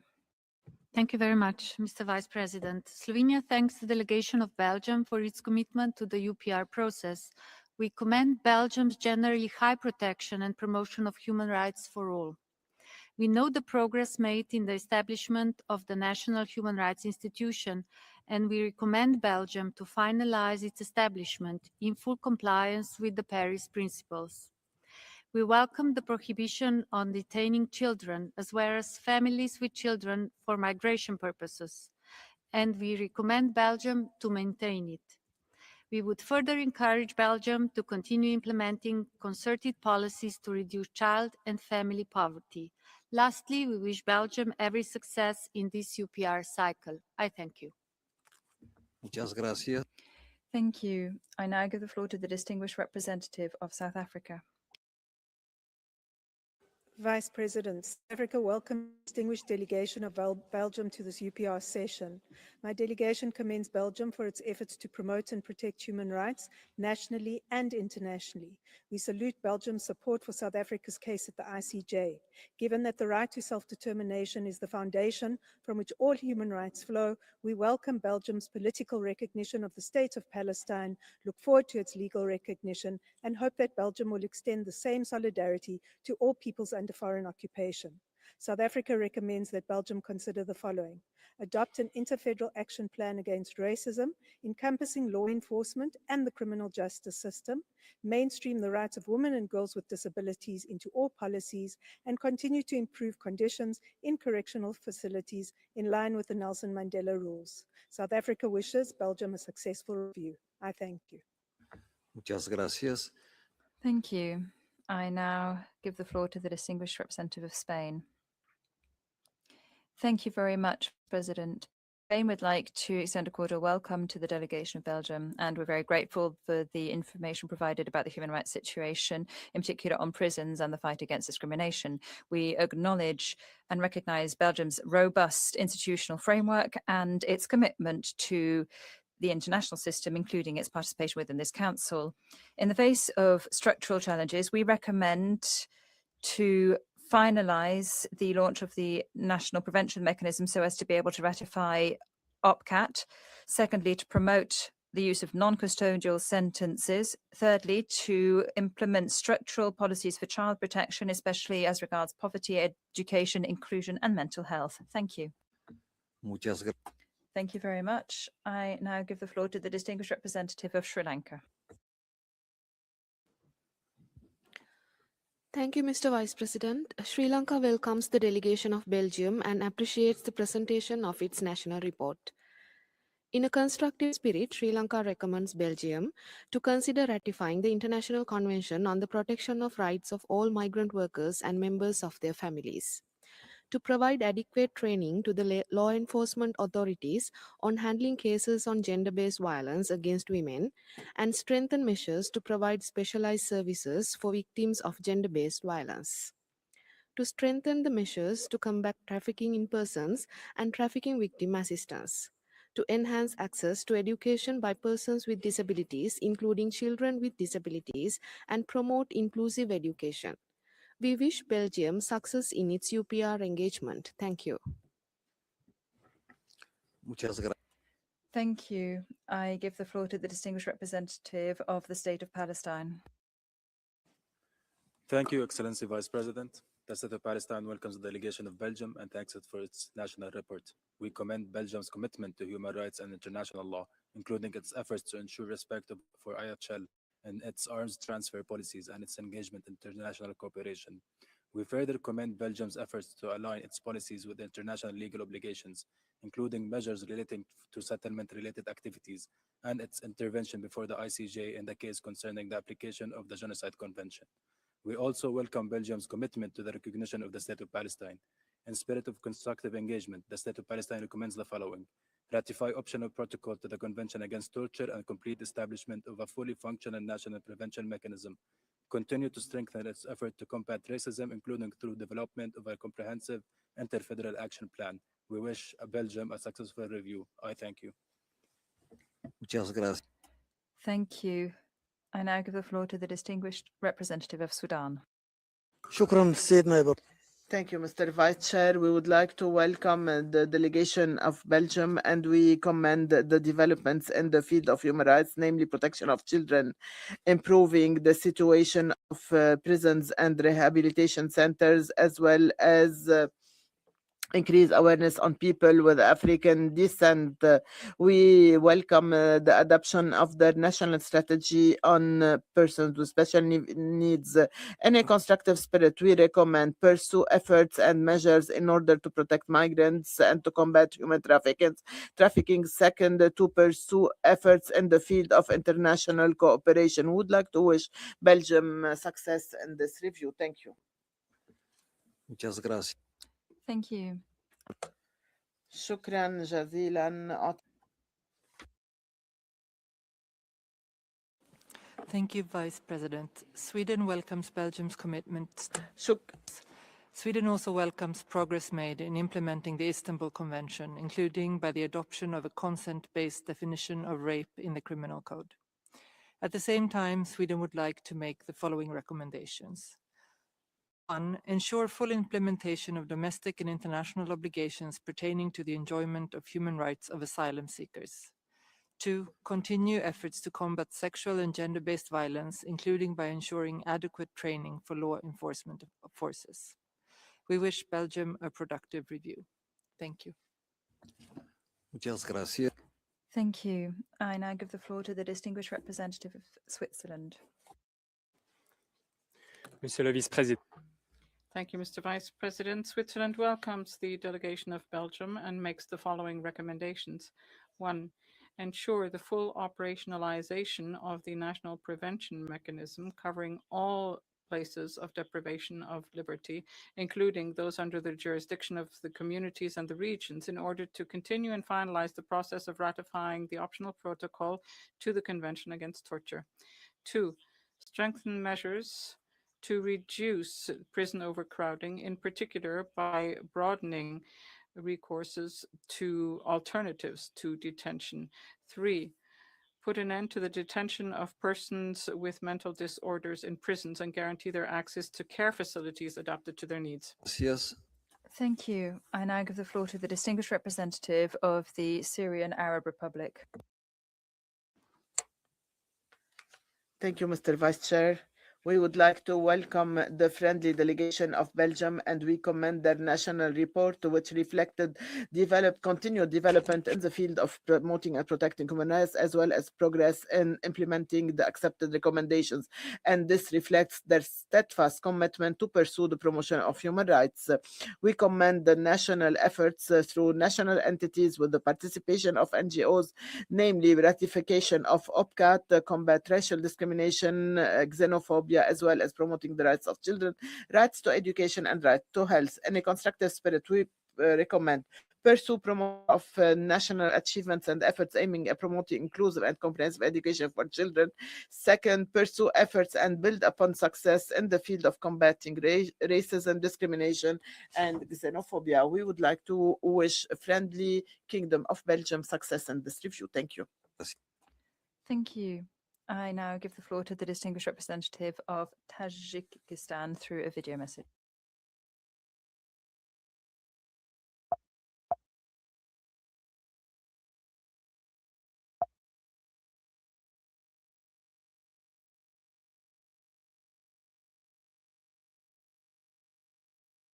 Thank you. Tajikistan warmly welcomes the distinguished delegation of the Belgium and its presentation of the comprehensive national report and continued engagement in the UPR process. We commend Belgium's commitment and the work completed on the establishment of a mechanism for the prevention of torture at the federal level, upgrading the status of national human rights institution, as well as advancement of the human rights dimension of climate policies. Thus, in a constructive spirit, we recommend to Belgium, 1, to further promote the work at all levels, including through legislative and practical frameworks on containing terrorism, extremism, and the radicalization process in society. 2, to pursue the existing multidisciplinary policy to combat trafficking in persons with a focus on victim-centered support. 3, to step up measures to expand access to healthcare for disadvantaged people, migrants, and refugees. We wish delegation of Belgium a productive review. Thank you. Muchas gracias. Thank you. I give the floor to the distinguished representative of Timor-Leste. Mr. Vice President, Timor-Leste warmly welcomes the delegations of Belgium and thank them for their report. Timor-Leste particularly welcomes the initiative of several federal and local authorities to designate special departments or officers in different regions and cities across the country to fight discrimination, as well as establishment in 2024 a mechanism for the prevention of torture within the Federal Institute for the Protection and Promotion of Human Rights. Mr. President, in view of a constructive dialogue, Timor-Leste wishes to make 2 recommendations: that Belgium ensures that cases of hate speech and hate crimes were investigated and prosecuted, that Belgium continues to take measures to eliminate intersecting forms of discrimination against migrants, refugees, and asylum seekers women. Timor-Leste wishes Belgium every success Cedo in la its palabra UPR review. a la distinguida. Thank you. I now give the floor to the distinguished delegation of Togo. Thank you, Mr. Vice President. The delegation of Togo extends a warm welcome to the delegation of Belgium and thanks it for its report. Togo takes note of progress achieved by Belgium in the area of human rights, in particular as regards their combat against racial discrimination, intolerance, and hate speech. We also welcome Belgium's actions within the framework of the first decade for persons of African descent and encourage it to contribute further to the achievement of the goals of the second decade, 2025-2023. In a constructive spirit and one of dialogue, Togo recommends the following: that Belgium, 1, ratify the optional protocol to the Convention Against Torture and Other Cruel, Inhumane, or Degrading Punishment or Treatment; 2, that it ratify the International Convention on the Protection of the Rights of All Migrant Workers and Members of their Families. To conclude, my delegation wishes Belgium a successful review. Thank you. Muchas gracias. Thank you. I now give the floor to the distinguished representative of Tunisia. Thank you, Mr. Vice Chair. We would like to welcome the honorable delegation of Belgium and we would like to thank them for the report and we commend the efforts by the government of Belgium to cooperate with the UPR. In a constructive interaction, we recommend the following: first, to ratify the OPCAT and to establish a national preventive mechanism. Second, to promote efforts taken to combat racial discrimination and discrimination based on ethnicity, religion, language, hate speech, and Islamophobia. Third, to redouble efforts in order to combat excessive force by law enforcement officers in the context of peaceful gatherings. Finally, we would like to wish them success in this review. Thank you. شكرا جزيلا. Thank you very much. I now give the floor to the distinguished representative of Turkey. Thank you, Mr. Vice President. We welcome the delegation of Belgium and thank them for their presentation. While we appreciate the progress made in addressing several human rights issues, certain challenges remain both in practice and in legislation. We recommend Belgium to: 1, take the necessary measures to ensure the effective protection of freedom of religion or belief, especially in accordance with relevant Belgian court rulings, including by addressing recurring legal and administrative obstacles at the federal and regional levels that disproportionately and unduly affect, in particular, Muslim communities in the exercise of their fundamental rights. 2, take further steps to safeguard the right to education for all communities, including through the preservation and promotion of their linguistic and cultural heritage. 3. Strengthen efforts to combat racial discrimination, xenophobia, Islamophobia, and racial profiling with a view to enhancing the protection of the fundamental rights of migrants and their families. 4. Continue efforts to address concern regarding the excessive use of force and abuse of authority by law enforcement bodies. Thank you. Muchas gracias. Thank you. I now give the floor to the distinguished representative of Uganda. Thank you, Vice President. Uganda warmly welcomes the Belgian delegation. Thank you, Belgium, for sharing your national report. In the spirit of constructive dialogue, we would like to make 3 recommendations. 1, strengthen the implementation of international obligations relating to the protection of rights of migrant workers and asylum seekers. 2, strengthen the implementation of prohibition of all forms of systematic racial profiling in law enforcement targeting Africans and persons of African descent. And 3, enjoin the Global South efforts to support the realization of the right to development for all. We wish our dear brothers and sisters of Belgium a very successful review. Merci beaucoup.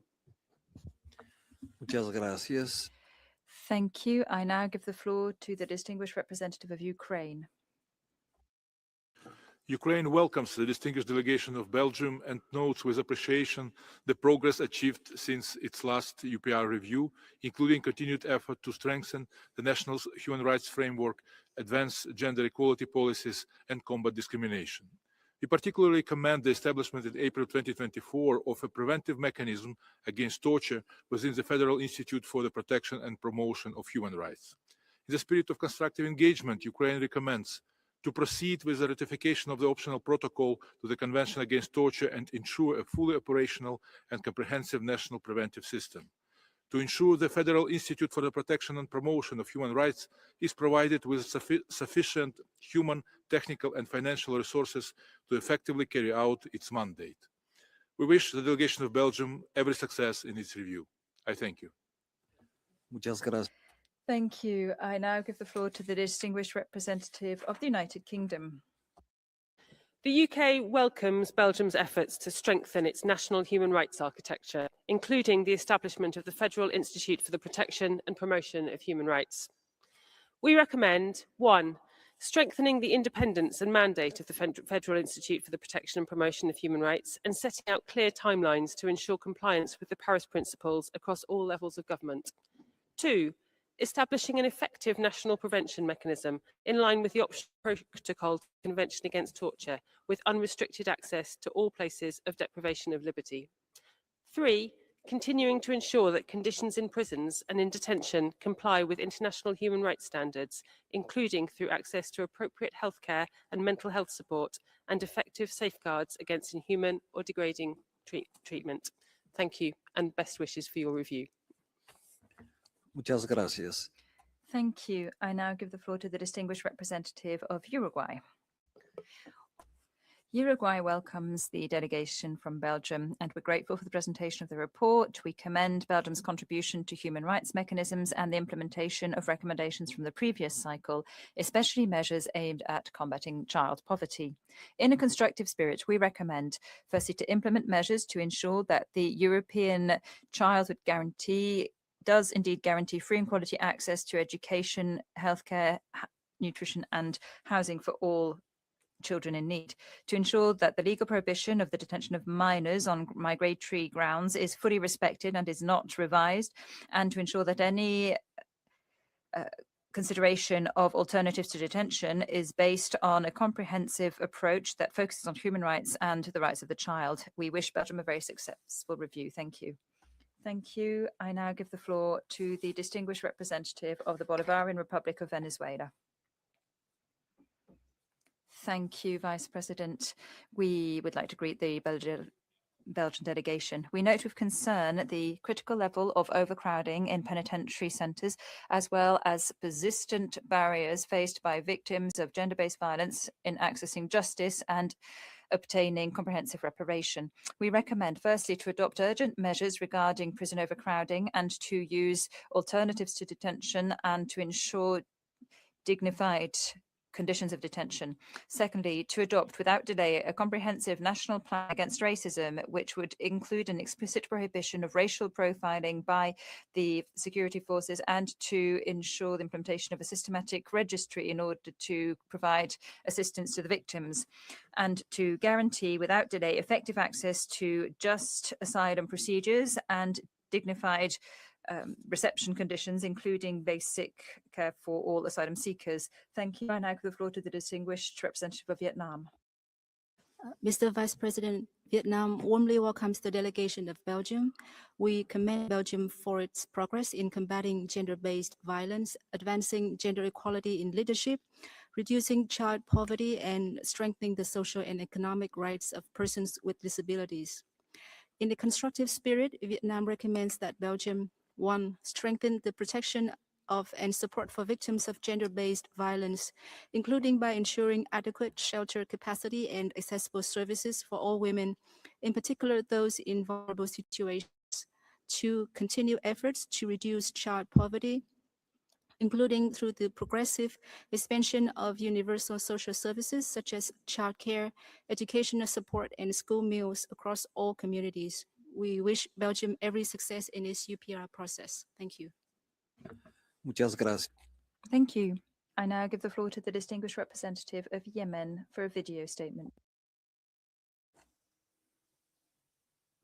Mr. Chair, we would like to welcome the delegation of Belgium, and we commend their constant commitment to promote and protect human rights, as well as their efforts to develop legal and institutional frameworks that reflect the respect of human dignity and basic freedoms. In a constructive cooperation, we invite Belgium to pursue the revision of its policies pertaining to the implementation of the law on euthanasia and to secure right to life to all. Thank you. Muchas gracias. Thank you very much. I now give the floor to the distinguished representative of Zambia. Vice President, Zambia cordially welcomes the distinguished delegation of Belgium and commends Belgium for its constructive engagement with the UPR process, and acknowledges its strong institutional and legal framework for the promotion and protection of human rights.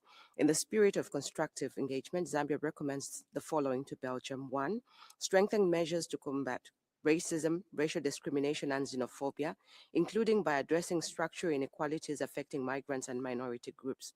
2, enhance accountability and oversight mechanisms in the justice system, including law enforcement practices and detention conditions.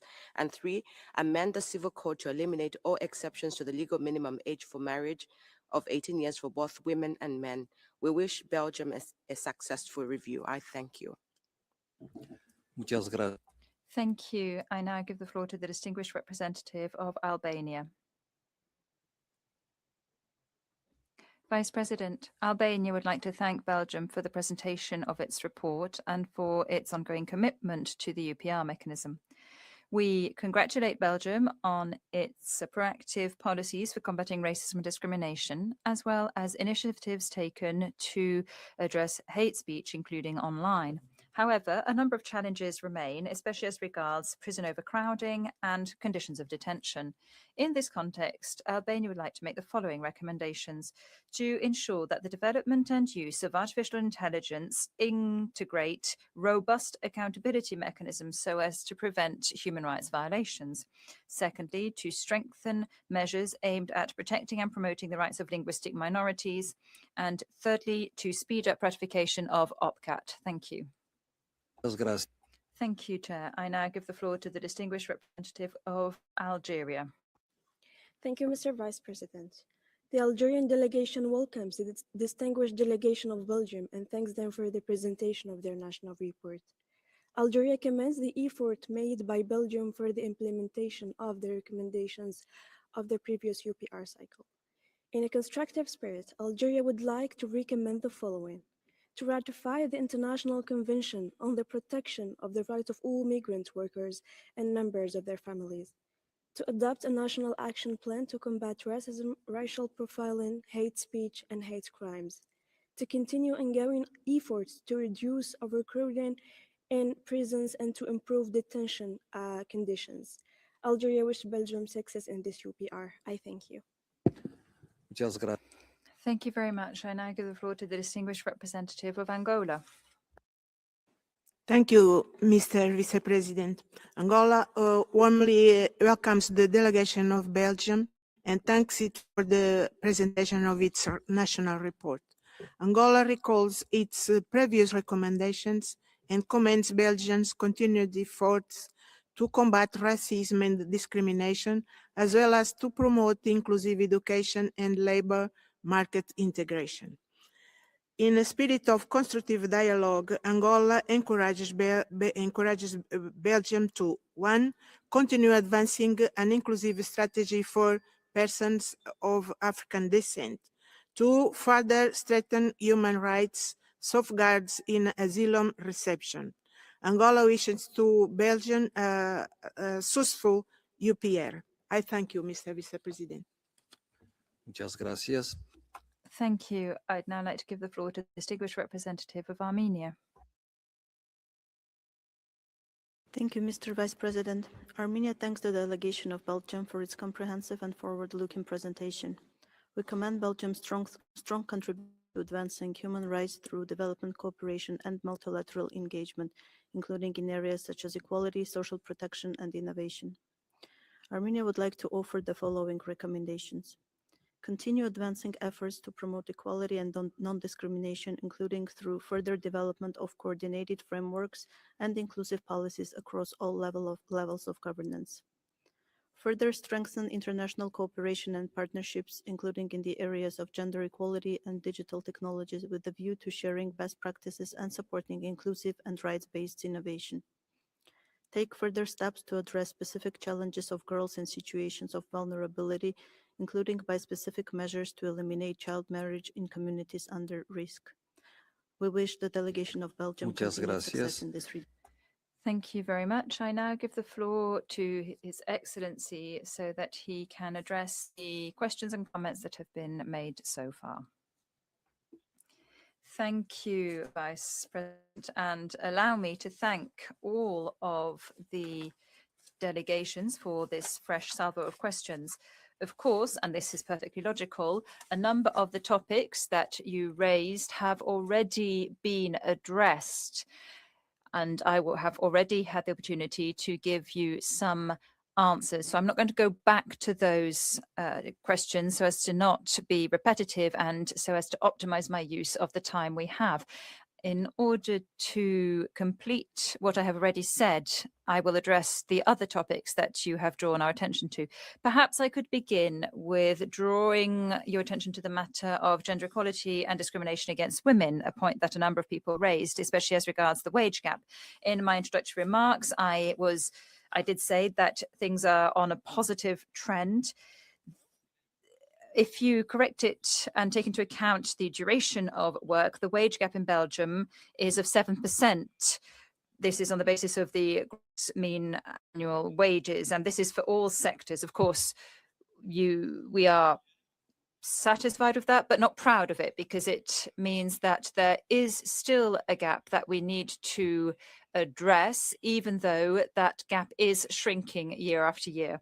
We also have regulations in place that seek to prohibit gender-based discrimination for the same work or a work of equal value.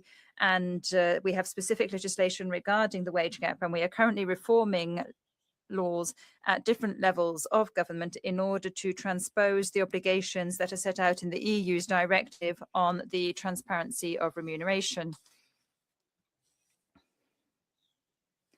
A quick point, perhaps, on the protection of our national minorities. I have heard mention of linguistic minorities. More broadly speaking, as this is a recurring issue, the ratification of the Framework Convention on the Protection of National and Ethnic Minorities, I can assure you that Belgium does have a large number of national or subnational mechanisms. And this is the case even though the Framework Convention on Minorities has not yet been ratified. It is also linked to the fact that when we signed the Framework Convention, we made a reservation, as did other countries, and this reservation was as follows. The Kingdom of Belgium declares the the Framework Convention applies without prejudice to the provisions guaranteed by a constitution and without prejudice to legislation currently governing the use of languages, because we do have rather specific legislation in this field, given that there are 3 national languages in Belgium. The Kingdom of Belgium declares that the notion of national minority will be determined by the Interministerial Conference on Foreign Policy. So this is an element on which we are working continuously, but so far we have not yet had the opportunity to gain the consent of all the parties of our interinstitutional lasagna, and its diversity is significant. But I can assure you that as regards the protection of minorities, we are, I believe, front runners. Regarding the fight against child poverty, a number of you raised this point. It is an important issue. It is a priority for Belgium at the political level, and this is true at the federal level and at the level of the federated entities. This is fully in step with the implementation of the European Guarantee on Childhood, and Belgium now intends to move towards from a mainly descriptive logic to a much more strategic and specific results-based approach.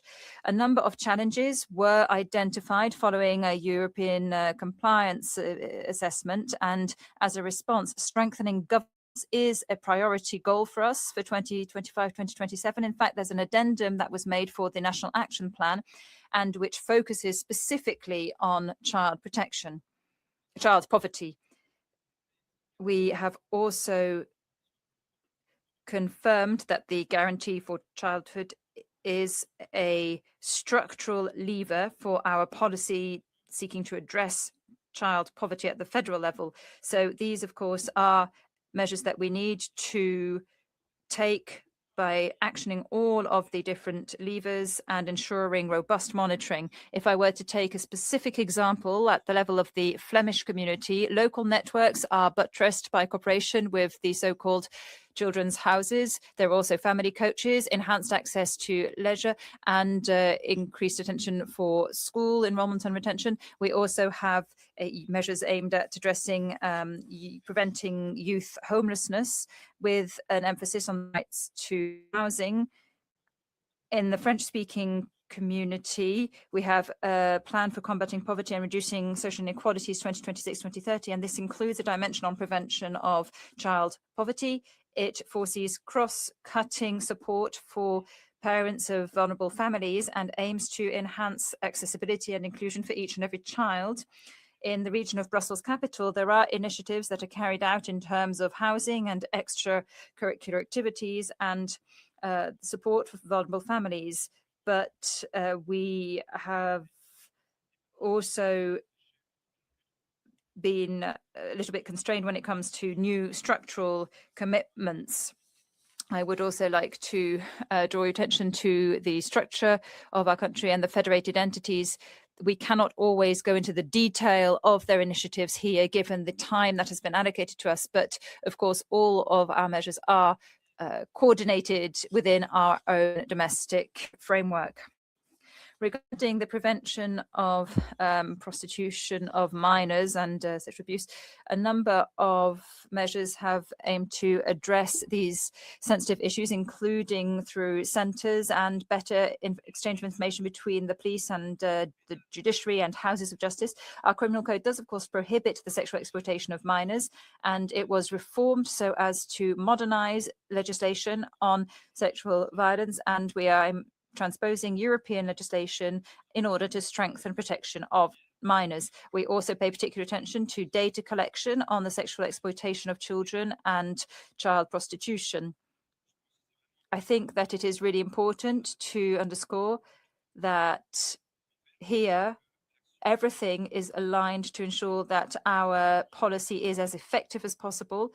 The regulations on mental health, on victims assistance, on assistance for young persons, all ensure general or specialized assistance for children who are victims of sexual abuse or exploitation.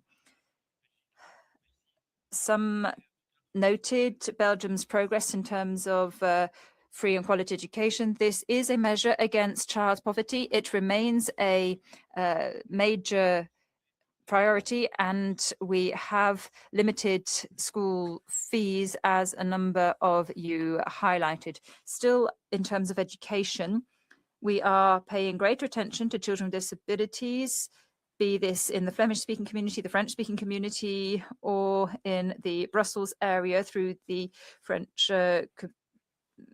community institution. There are measures that there are companies that or structures that are certified for ensuring inclusion in school, and a number of measures have been drafted.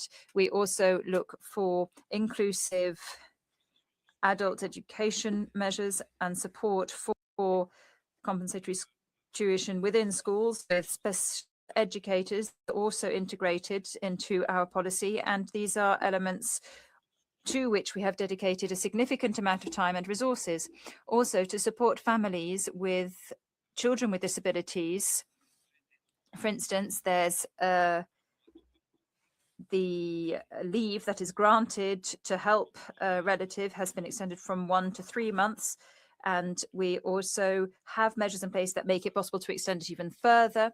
In the Walloon region, we have support measures in place for persons in a situation of disability, with the provision of support mechanisms and services, as well as respite mechanisms to ensure that families can get a breather, because we know that supporting a child with disabilities is also a demanding task, and you have to be able to keep it up over time.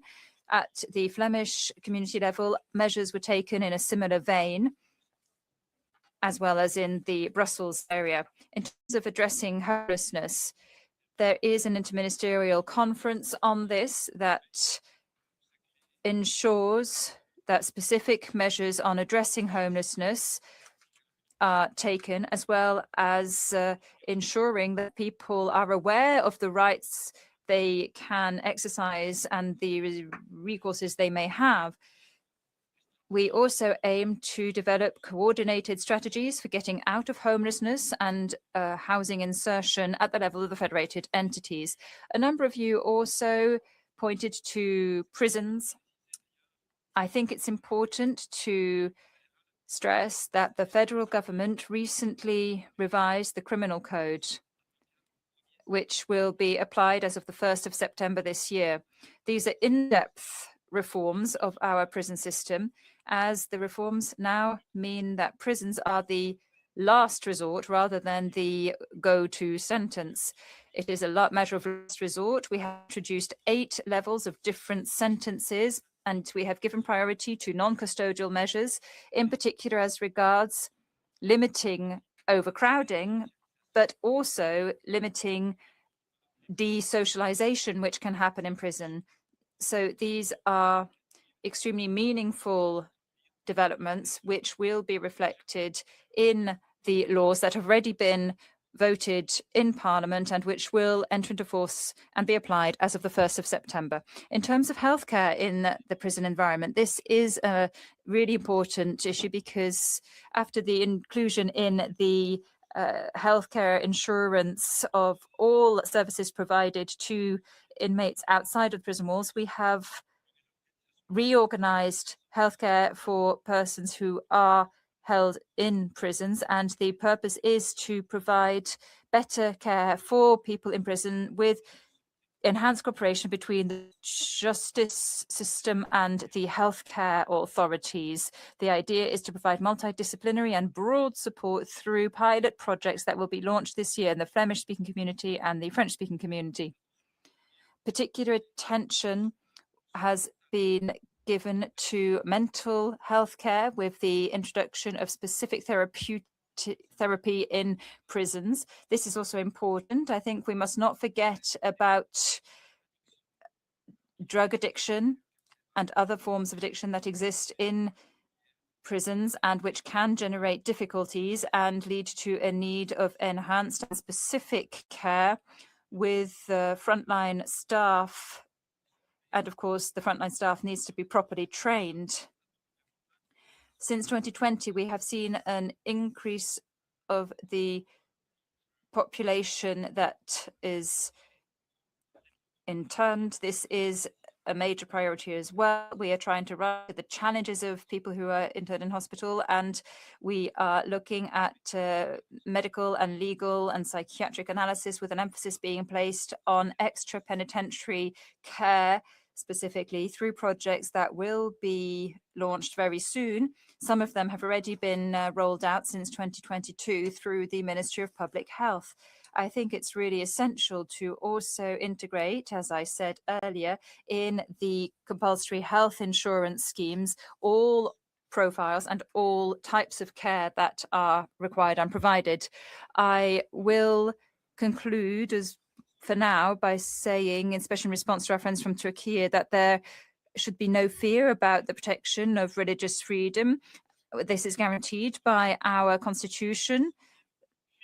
Worships are recognized, different forms of worship are recognized, and different religions are supported by our public authorities. And as regards the comments from Russia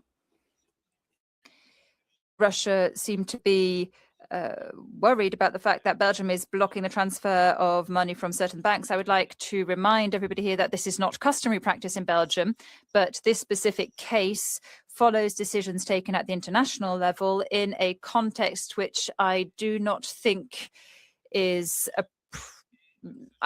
need to remind our Russian colleagues of. It is a situation that Belgium deplores, of course, so I take note of this recommendation made by a country which ranks 172nd globally regarding freedom of the media. And this is a comment that that country has made to Belgium, which ranks 16th in said classification.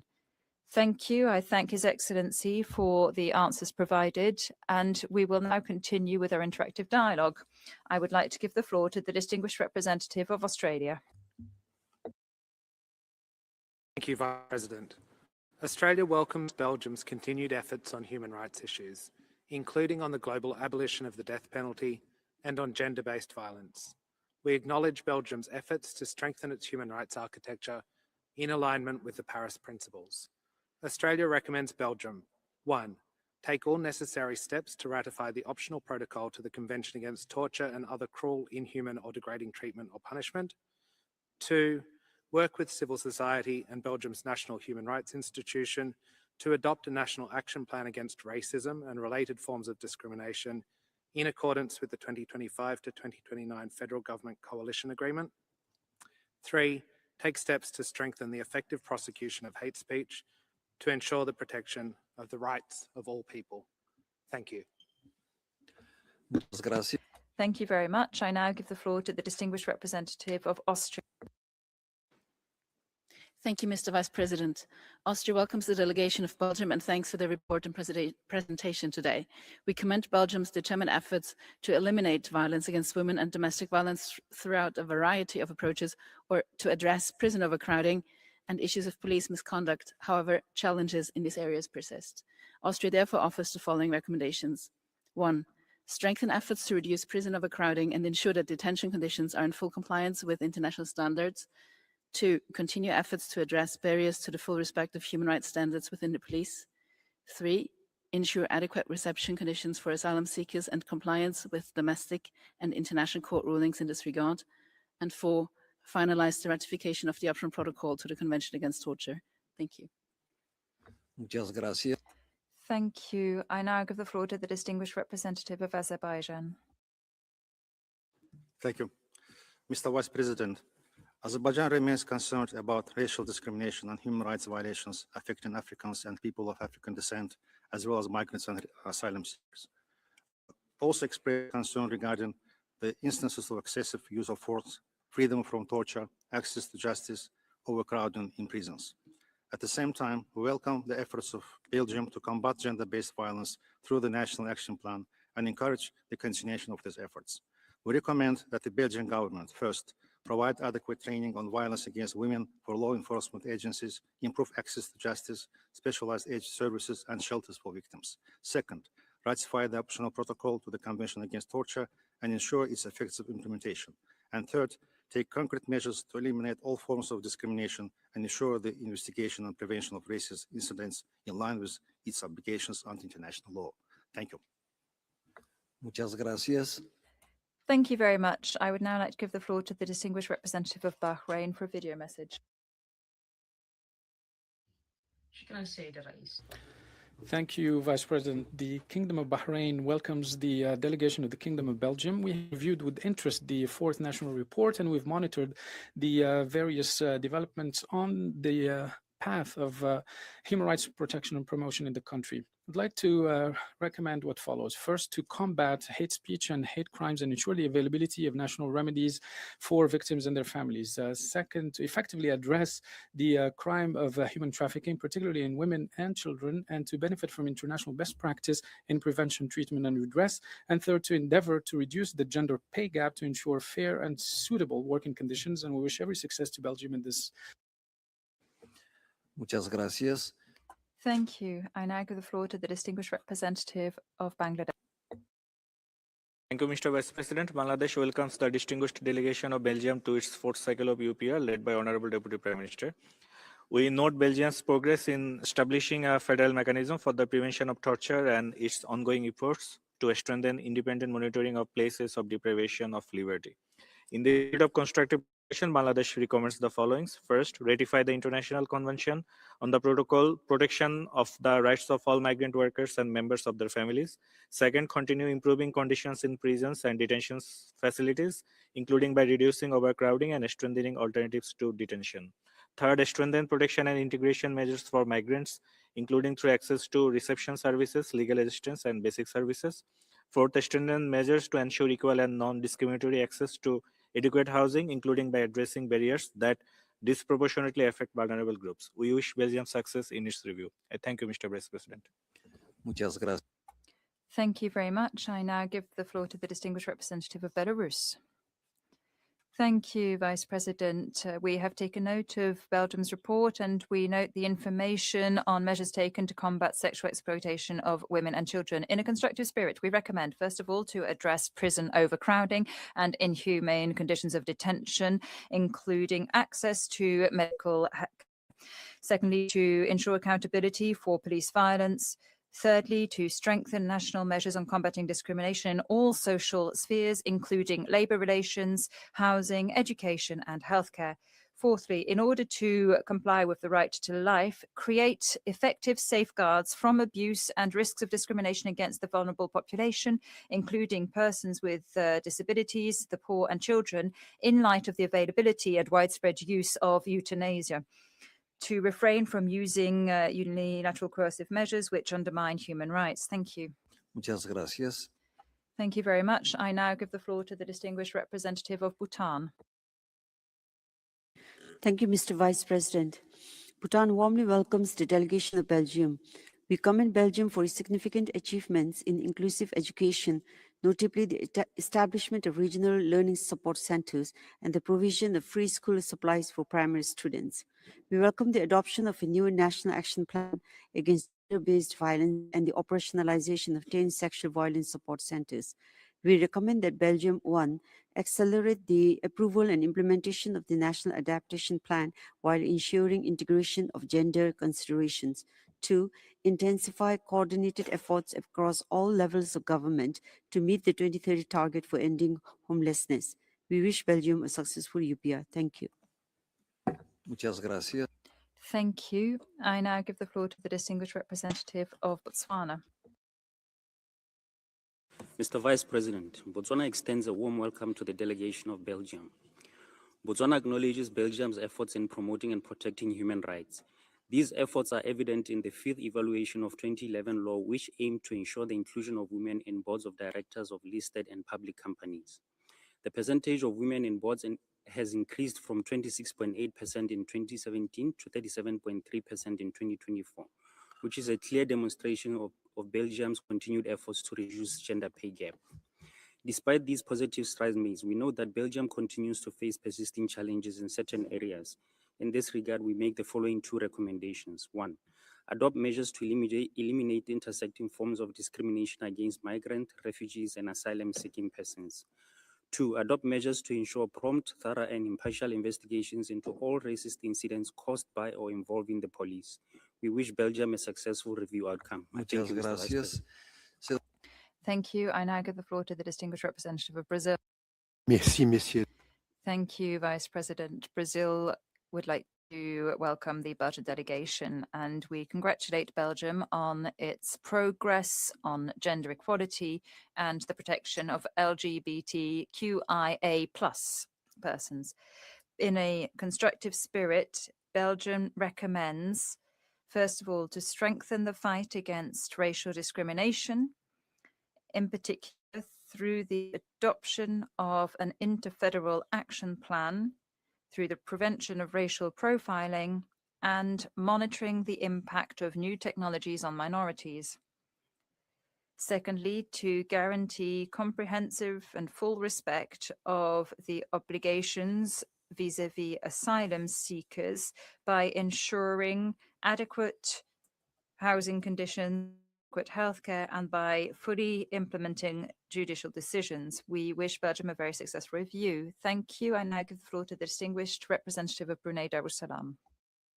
Thank you, Mr. Vice President. Brunei Darussalam warmly welcomed the delegation of Belgium to Geneva and thanks them for the update provided since the last review. We note the progress made by Belgium since its previous UPR, particularly in the areas of child protection, social inclusion of persons with disability, and climate change. In the spirit of constructive engagement, we recommend that Belgium further strengthen the protections of the right of person with disability by promoting their full and effective inclusion across all aspects of society. Mr. Vice President, Brunei Darussalam wishes Belgium a successful review. I thank you. Muchas gracias. Many thanks. I give the floor to the distinguished representative of Bulgaria. President, Bulgaria welcomes the distinguished delegation of Belgium and thanks for the comprehensive presentation of the national report demonstrating strong commitment of the UPR process. We praise the dedication of the Belgian authorities to promote equality between women and men, including increased women's participation in the management of public companies, reduction of pay gap between women and men, and pay transparency. We also welcome the adoption of a new national action plan against gender-based violence. Bulgaria commends the recent achievements in promoting the rights of the child in Belgium, including by policies and preventive measures to reduce school dropout rates, as well as to promote inclusive education for children with special needs. In this connection, we wish to make following recommendations. 1. Continue to promote an increased share of women in managing positions in the public sphere and in the private sector. And 2. Facilitate the establishing of safe care centers for victims of sexual violence and ensure their Thank you very much. I now give the floor to the distinguished representative of Burkina Faso. Thank you, Vice President. Burkina Faso wishes a warm welcome to the delegation of Belgium, and we thank them for the presentation of their report. My delegation has taken good note of measures taken by Belgium to follow up on the recommendations accepted in 2021. We see their effect by the establishment of a national mechanism for the prevention of torture, reducing prison overcrowding, combating racism, racial discrimination, xenophobia, and related intolerance, and efforts to combat gender-based violence. In a constructive spirit, my delegation recommends the following. 1, to ratify the optional protocol to the Convention Against Torture.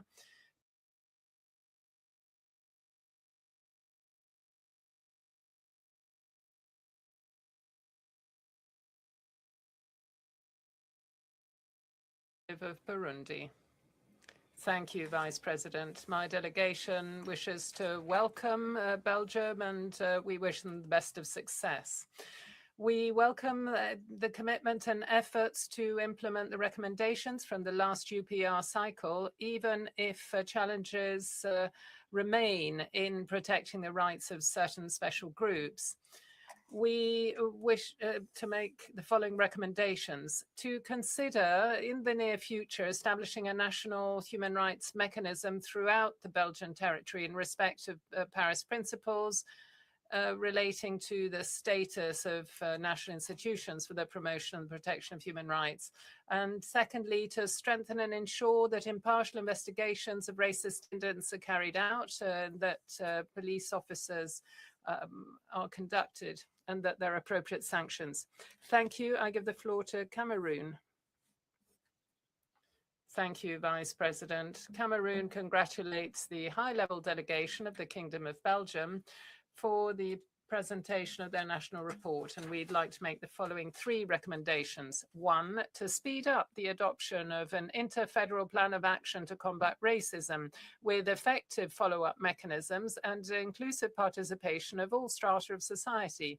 Secondly, to strengthen measures to prevent and sanction hate crime and related crimes, notably by ensuring systematic investigations and better victim protection. Thirdly, to continue efforts to improve detention conditions and to reduce prison overcrowding by focusing particularly on non-custodial alternatives. We express our support.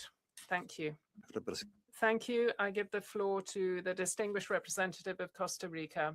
Thank you, Vice President. We thank Belgium for the presentation of their report, and we welcome the plans established in Wallonia, the French-speaking community, and Brussels Capital Region to combat racism.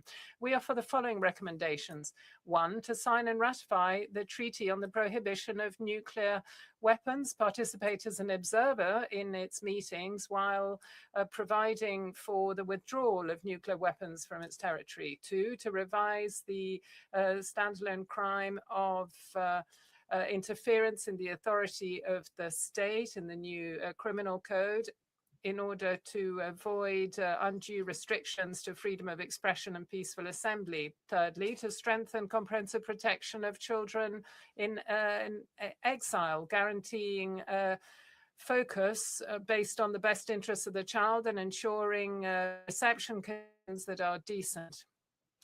Thank you. I give the floor to the distinguished representative of Chad.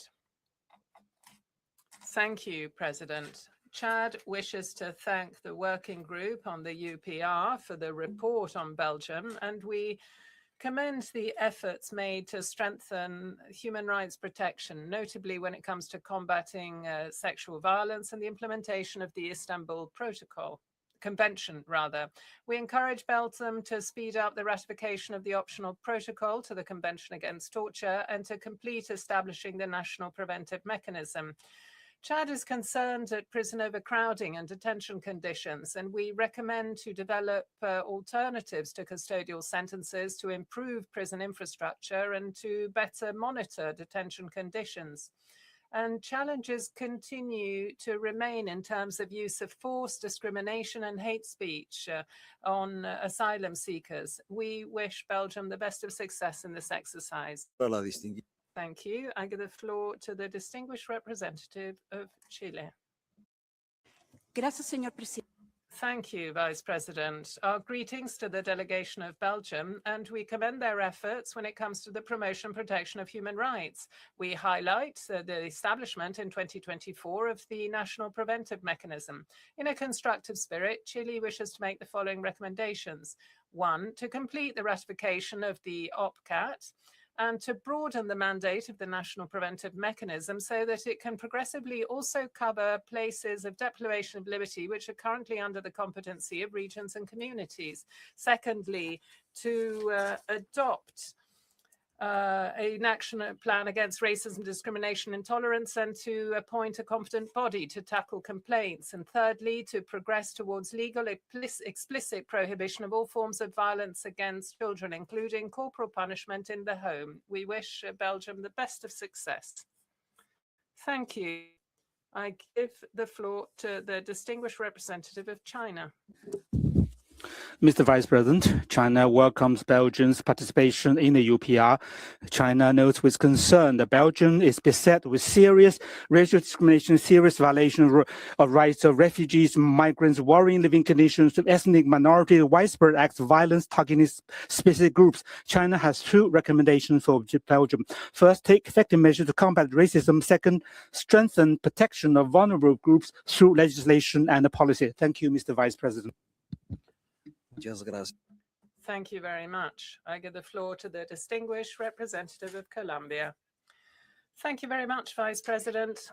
Colombia greets the distinguished delegation of Belgium during this 4th UPR cycle, and in a constructive spirit, we recommend, firstly, to finalize the proceedings for ratifying the optional protocol to the Convention Against Torture with no reservations. Secondly, to amend the civil code to eliminate any exceptions to minimum legal age of marriage at 18. Thirdly, to ensure that any decision to withdraw or reduce conditions for the reception of migrants are based on case-by-case evaluations that bear in mind the specific vulnerability of the applicant.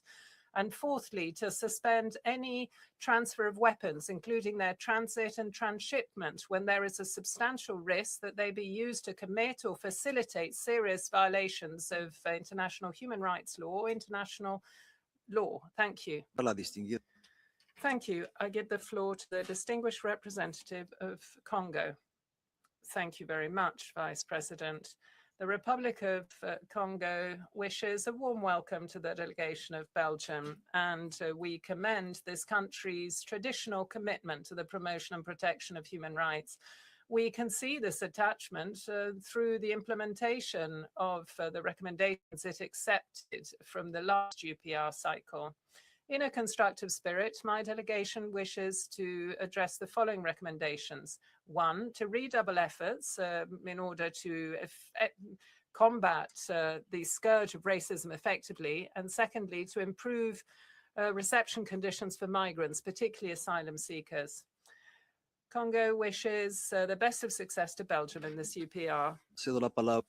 Thank you. I give the floor to the distinguished representative of Canada. Thank you, Vice President. Canada wishes to thank Belgium for its participation in this universal periodic review.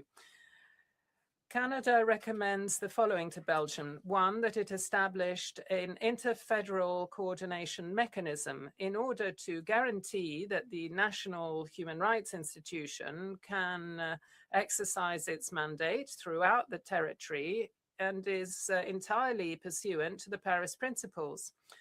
Two, that it adopt and implement an interfederal strategy to combat child poverty, which includes goals and common indicators in order to evaluate progress in all of the regions. And thirdly, we recommend developing an interfederal plan of action to combat racism, including measures to prevent racial profiling used by law enforcement and to combat online hate speech. Thank you. Thank you. I now give the floor to the distinguished representative of Côte d'Ivoire.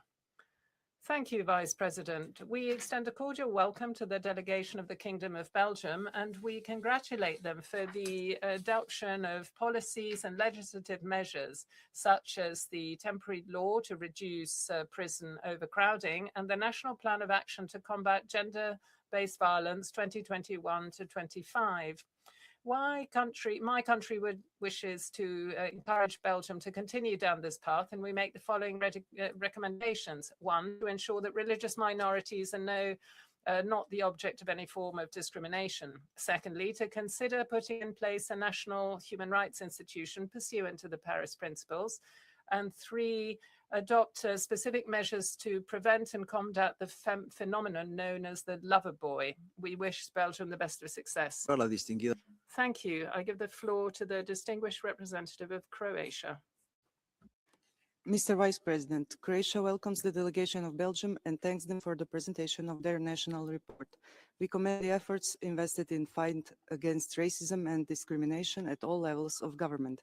Croatia recommends the following. One, strengthen the direct financial support provided to organizations working to combat racism. Two, improve law enforcement and judicial response to gender-based violence and mandate specialized training for police, judges, and prosecutors on gender sensitivity, trauma-informed responses, and the proper application of the Istanbul Convention.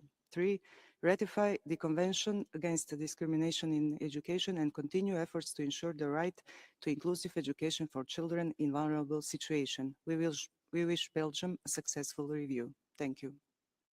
Muchas gracias.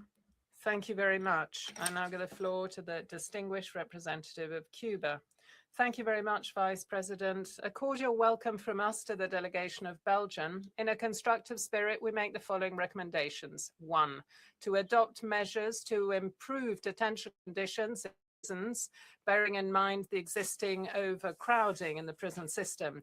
Secondly, to provide the reduction in or to revise budgetary allocations to make sure they comply with the 0.7% to development, and 3, to ensure there's no discrimination against women in terms of the wage gap. 4, to prevent the arbitrary detention of asylum seekers and migrants. We wish Belgium the best of success and in the implementation of the recommendations. Thank you. Thank you. I give the floor to the distinguished representative of Cyprus.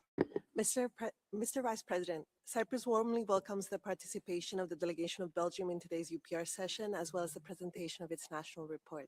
Cyprus commends the progress made by Belgium since its last review, including the work conducted by the Sexual Violence Support Center since 2023, and the introduction of a new constitutional article guaranteeing the right of all persons with disabilities to full inclusion in society. Cyprus would like to make the following recommendations to Belgium. Consider expanding and strengthening the National Action Plan against gender-based violence to include police, judges, and prosecutors, accelerate efforts for the ratification of the OPCAT, take steps to remove exceptions to the minimum legal age of 18 for marriage. Cyprus wishes Belgium a successful review. I thank you.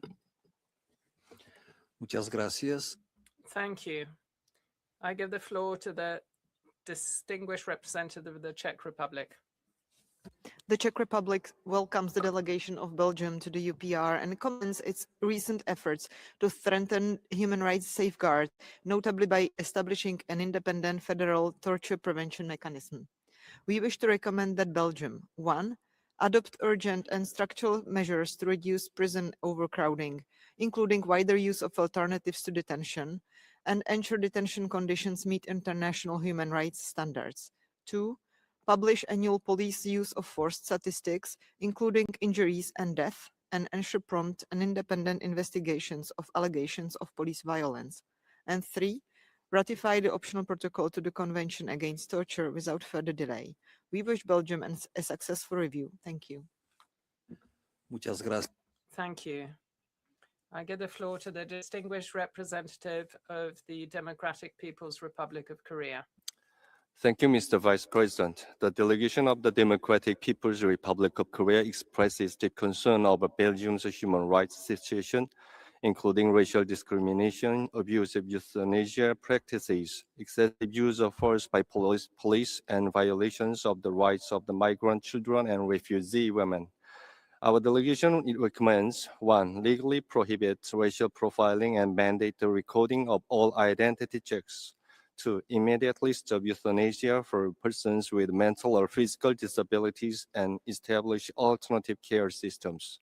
3, guarantee the right to family unity for migrant children and refugee women, prioritizing social protection over detention. Thank you. Muchas gracias. Thank you very much. I give the floor to the distinguished representative of Djibouti. Merci, Monsieur. Thank you, Vice President. Djibouti greets the high-level delegation from Belgium, and we thank them for the presentation of their national report. We welcome the adoption by Belgium of federal measures, the Plan of Action Against Racism 2021 to 24, and the establishment of a national preventive mechanism within the Federal Institute for the Protection and Promotion of Human Rights. We wish to make the following recommendations. 1, to step up measures to combat all forms of discrimination, especially racial discrimination, by implementing the Plan of Action Against Racism, by harmonizing protection to combat racism and racial discrimination throughout the territory of the Kingdom. Secondly, to pursue efforts undertaken to combat racial profiling by public administrations and the police based on ethnic origin or skin color, and to strengthen training for public officials and the police. Thank you. I give the floor to the distinguished representative of the Dominican Republic. Thank you very much, Vice President. We very warmly welcome the distinguished delegation of Belgium, and we thank them for the presentation of their national report. We welcome the implementation of 3 years of free preschool education and the guarantee of 12 years of primary and secondary education, which is mandatory. We also recognize support for education globally through cooperation for development and humanitarian assistance. In a constructive spirit, we recommend 1, to continue progressing towards an inclusive educational system which guarantees the full inclusion of children with intellectual or psychosocial disabilities. Secondly, to envisage the possible ratification of a new optional protocol on the Convention on the Rights of the Child, and secondly, to continue to combat discrimination within education. We wish them the best of success at this UPR. Thank you. I give the floor to the distinguished representative of Ecuador. Thank you very much, Vice President. Ecuador extends a cordial welcome to the delegation of Belgium. We thank them for the report submitted, and we commend progress in terms of establishing the national mechanism for the prevention of torture and the adoption of a national strategy for the inclusion of the Roma people 2021-30. Recommend 1, ratifying the Convention on the Protection of the Rights of Migrant Workers, members of their families. Secondly, to continue continue ensuring that hate speech and hate crimes are investigated and prosecuted. And thirdly, to approve a plan of action against racism, which includes measures to eliminate all intersectional discrimination against women and to foster their access to justice, education, employment, health, and housing. We wish Belgium the best of success in this cycle and in implementing the recommendations. Palabra. Thank you. I give the floor to the distinguished representation of Egypt. نائب الرئيس نرحب بوفد بلجيكا Thank you very much, Vice President. We welcome the delegation of Belgium. We thank them for the measures taken in the human rights field, but concerns can remain in terms of racial discrimination. Our recommendations are the following: 1, sign and ratify the Convention for the Protection of the Rights of Migrant Workers. Secondly, to step up investigations and accountability for hate crimes and hate speech, and support victims. And thirdly, to combat discrimination when it comes to housing and employment for migrants and refugees. We wish Belgium the best of success. Muchas gracias.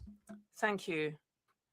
I now give the floor to the distinguished representative of El Salvador.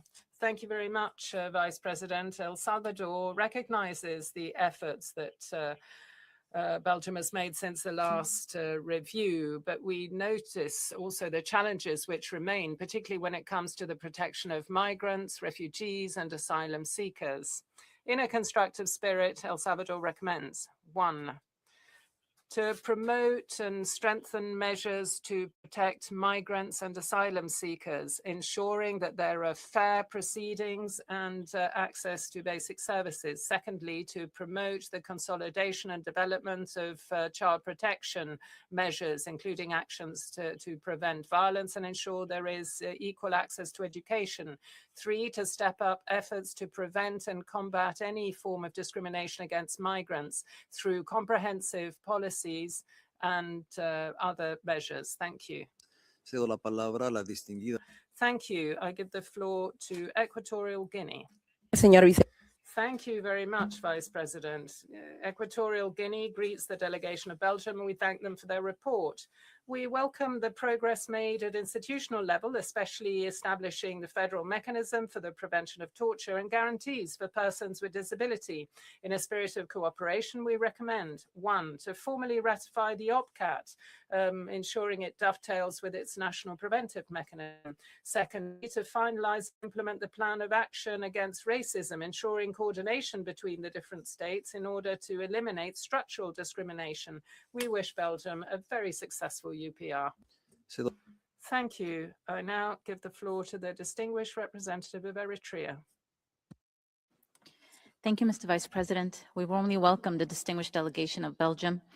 We note the efforts to upholding the rights of migrants and combating racism through comprehensive legal frameworks, institutional safeguards, and multi-level action plans, as explained in the national report. We respectfully offer the following recommendations. 1, continue strengthening its approaches to combating racism, racial discrimination, and xenophobia by enhancing coordination among different levels of government and supporting awareness raising, data collection, and evaluation. 2, build on its asylum and migration framework by continuing efforts to ensure accessible, efficient procedures while supporting the integration of migrants and stateless persons. We wish Belgium every success in implementing the recommendations it will accept. I thank you, Mr. Vice President. Muchas gracias. Thank you very much. I give the floor to the distinguished representative of Estonia. Thank you, Mr. Vice President. Estonia welcomes the delegation of Belgium and commends Belgium's long-standing commitment to the promotion and protection of human rights and the leadership it has demonstrated internationally, including through its membership of the Human Rights Council 2023-25, particularly its actions to curb technology-facilitated gender-based violence. Estonia also commends Belgium for its efforts and initiatives to address the gender pay gap and reduce school dropout rates. Estonia has two recommendations to Belgium. One, revise gestational limits in line with WHO recommendations. And two, establish a centralized, accessible online platform providing reliable, evidence-based information on the goals and benefits of comprehensive sexuality education and address related disinformation. We wish Belgium a successful review. I thank you. Muchas gracias. Thank you very much. I give the floor to the distinguished representative of Ethiopia. Thank you, Mr. Vice President. Ethiopia warmly welcomes the high-level delegation of Belgium and appreciates its constructive engagement with the UPR process. We commend Belgium's strong legal and institutional frameworks for the promotion and protection of human rights. In the spirit of constructive dialogue, Ethiopia offers two recommendations to Belgium. One, strengthen measures to combat racial discrimination and hate speech, including through effective implementation of existing legislation. Two, enhance the protection of migrants and asylum seekers, ensuring full respect for their rights and access to essential services. Ethiopia wishes Belgium a successful review. I thank you, Mr. Vice President. Muchas gracias.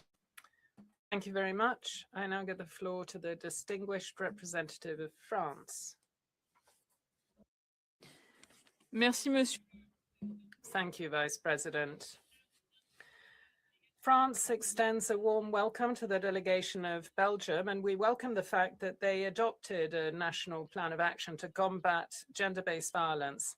France recommends the following. Firstly, to ratify the optional protocol to the Convention Against Torture and Other Cruel and Inhuman or Degrading Treatment or Punishment. Secondly, to continue efforts to combat sexual violence and all forms of gender-based violence. To draft and implement a national plan of action to combat racism, anti-Semitism, and discrimination on the basis of origin. And finally, to draft an inter-federal framework to combat poverty and to put in place the European guarantees for childhood in all public policies on children. We wish Belgium the best of success in this UPR. Thank you. I give the floor to the distinguished representative of Gabon. Thank you, Vice President. Gabon welcomes the delegation of Belgium to this fourth UPR cycle, and we commend all of the efforts made to strengthen the legal arsenal to combat discrimination and gender-based violence. We particularly welcome the putting in place of a new national action plan against gender-based violence 2021 to 25. In a constructive spirit, we recommend the following to Belgium. One, to continue efforts to train the police, judicial officials, and health professionals on all forms of violence against women and mechanisms which are available for victims. Secondly, to continue efforts to reduce the pay gap between women and men. We wish Belgium success in this review. Thank you. I give the floor to the Gambia. Vice President, the Gambia welcomes the distinguished delegation of Belgium and commends its continued engagement with the UPR process.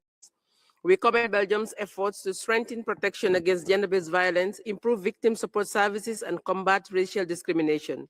In the spirit of constructive dialogue, the Gambia offers the following recommendations. One, adopt an adequately formed and national action plan against racism and racial discrimination in all its forms. Two, strengthen the Federal Institute for Human Rights by ensuring its full compliance with the Paris Principles. Three, ratify the International Convention on the Protection of the Rights of all Migrant Workers and members of their families. We wish Belgium every success in implementing its human rights obligations. Thank you. Muchas gracias. Thank you very much. I now give the floor to the distinguished representative of Georgia. No está presente. They are not in the room, so I give the floor to the distinguished representative of Portugal. le vice-président. Le Portugal remercie. Thank you very much, Vice President. We thank the delegation of Belgium for the presentation of their national report. We commend efforts made by Belgium to combat school dropouts and to promote inclusive education through the Good Behaviour Plan and the measures in the relevant pact. We also commend Belgium for putting in place a federal mechanism for the prevention of torture within the Institute for the Promotion and Protection of Human Rights. We recommend that Belgium firstly adopt an interfederal comprehensive plan to combat racism, basing itself on the 2021-24 plan and strengthening cooperation with civil society and other stakeholders. Secondly, to ratify the optional protocol to the Convention against torture and other cruel and inhuman treatment or punishment. We wish Belgium success. Thank you. Thank you, Your Excellencies, distinguished colleagues. This was the last speaker on the list for this review, and I now give the floor to His Excellency so that they can address any observations and comments that have been raised in this final section, and also to make their concluding remarks. You have the floor, Your Excellency. Merci. Thank you, Mr. Vice President. And once again, with great sincerity and also with humility, because I think that these two dimensions are necessary when we subject ourselves to this exercise. We need to speak frankly, sincerely, and honestly about the progress that has still to be achieved. Thank you once again for your comments, and allow me to focus on perhaps the new dimensions of this final round of comments. And I would refer you to comments that I have made previously regarding points that were also previously addressed. Beyond the issue of the age of consent for marriage, some have referred to the age of sexual consent. In Belgium, since 2022, there's a new criminal framework for sexual offenses. The law of 2022, modifying the criminal code, reformed the criminal code as it relates to sexual matters, and I can refer to sexual offense previously considered as offenses against the order of the family and public order. But today, these are classified under crimes against the person, against the individual sexual autonomy, and therefore this protects the autonomy of every person to consent or not to specific sexual acts or to participate in them. Consent is also now a crucial element in sexual offenses, and this is something that is addressed in a very broad way, in that consent is never assumed and is never definitive. It is possible to withdraw one's consent at any moment, and a consent to a sexual act does not mean consent to another sexual act. And the law specifies in what cases there cannot be any consent. For example, when a person is sleeping. The aim is to better protect victims by upholding the presumption of innocence. The age of sexual majority is also set at 16, with a tolerance from the age of 14. From that age on, a sexual relation can be freely consented with a person who is at most 3 years older. The aim is to refrain from trapping teenagers into sexual relations that may be more perverted. There can be no consent de facto below the age of 14 years. The aim, again pursued, is to allow for the sexual development of youth and to protect them from sexual violence to which they could otherwise be exposed. With regard to the freedom of religion and the freedom of expression, of course, both of these freedoms are enshrined in the Constitution. As I said earlier, in Belgium, there is a very powerful legal toolbox to fight discrimination and incitement to hatred, which are based on religious convictions or philosophical convictions. And I think it's important to specify this.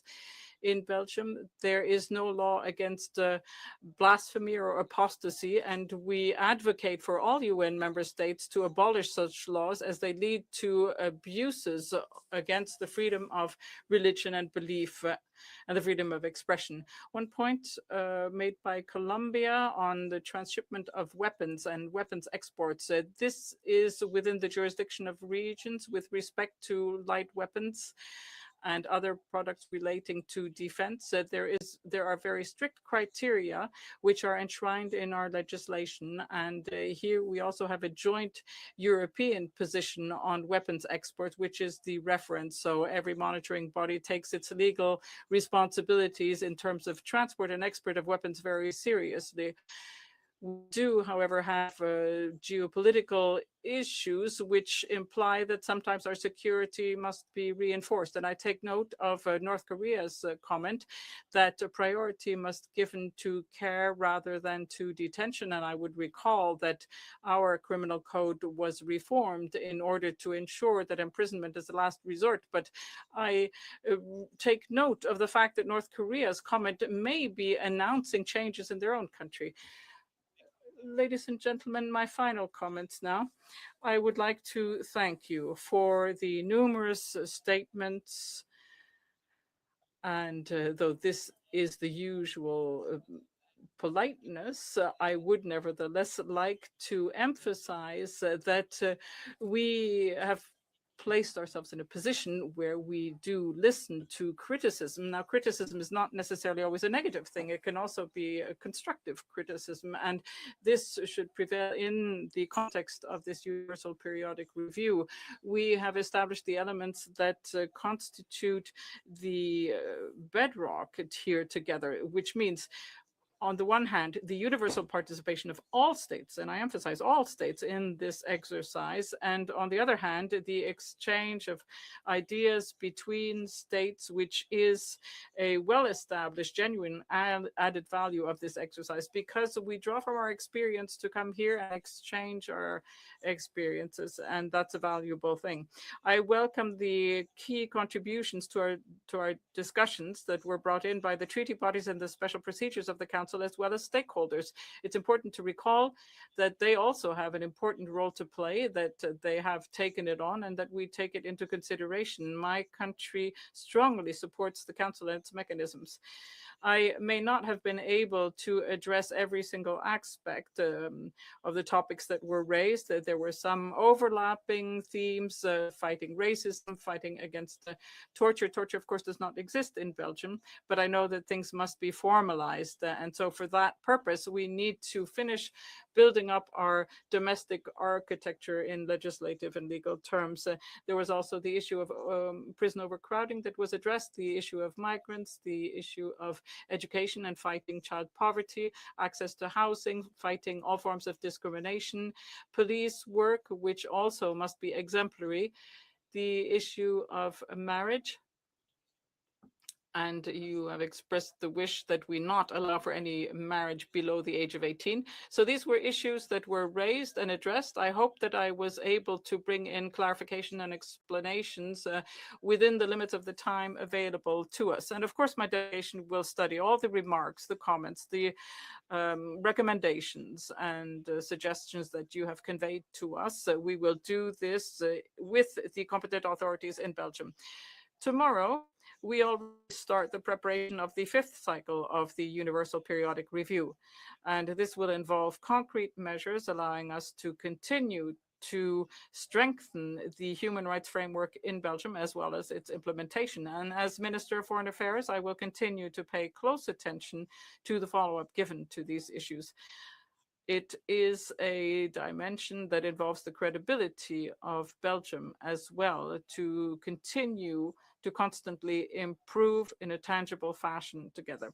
I would like to thank you for your relevant and constructive comments. Now, of course, with humility, I would like to say that we would wish that for some time in the future, Belgium would no longer need to make any special effort in the area of human rights, because we would have achieved the summit of the protection of these rights. But similarly, with the same serious intent and humility. Without acrimony, I would like to express a wish in a spirit of a constructive dialogue, because this seems to be the enshrined expression. I would also like the countries that conveyed questions to me today that they might also achieve the level of, at least the level of human rights protection as it exists currently in Belgium. And I think the entire world could benefit from that.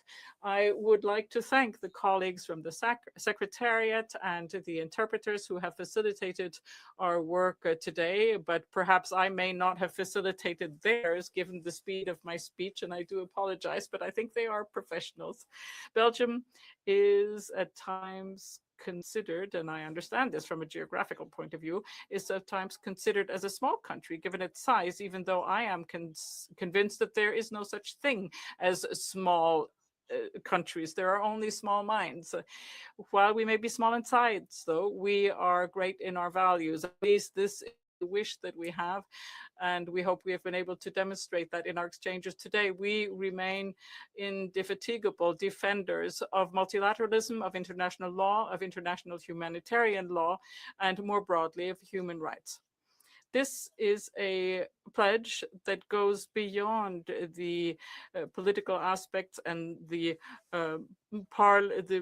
successive parliaments we may have, and I think it enriches our kingdom. I would like to thank all the members of our delegations, as well as the representatives of the administrations who have worked persistently for us to successfully conclude this exercise. Even though the shape of our administrations might be at times an administrative lasagna, it's in being so complex. And I would like to thank you, Mr. Vice President, for having guided our work this afternoon. And I hope that we have been able to meet the hopes of most of you, again, with transparency, sincerity, and humility. Thank you very much for this exercise to which we subjected ourselves in the temple, or at least one of the temples of democracy in the defense of human rights. Thank you. Agradezco a I thank His Excellency, Mr. Maxime Prévost, Vice Prime Minister and Minister of Foreign Affairs and European Affairs and Development Cooperation. And I'd also like to thank the other members of the Belgian delegation for their presentation and participation during this review. The report of the review will be prepared by the members of the Troika, namely the representatives of Estonia, Ethiopia, and Iraq. In accordance with the procedure implemented in 2015, the recommendations section of the report is scheduled for distribution on Monday, the 11th of May at 12:30 p.m. In addition, allow me to recall that according to the President's statement, as contained in document PRST/OS/19/1, adopted on the 8th of December 2025, the recommendations section of all reports of the working group will be considered for adoption on Friday, the 15th of May, in the last meeting of the session from 2:30 p.m. The full report, including the summary section, will be distributed by email on Friday, the 22nd of May, 2026. And this brings us to the end of our meeting. We will reconvene tomorrow morning at 9 a.m. for the review of Denmark. And speaking time will be 1 minute and 10 seconds for all. Inscribed speakers who wish to withdraw from the list are kindly invited to do so through the online system event at the latest 30 minutes before the start of the review. I hereby close the 6th meeting of the 52nd session of the Working Group on the Universal Periodic Review. Thank you very much.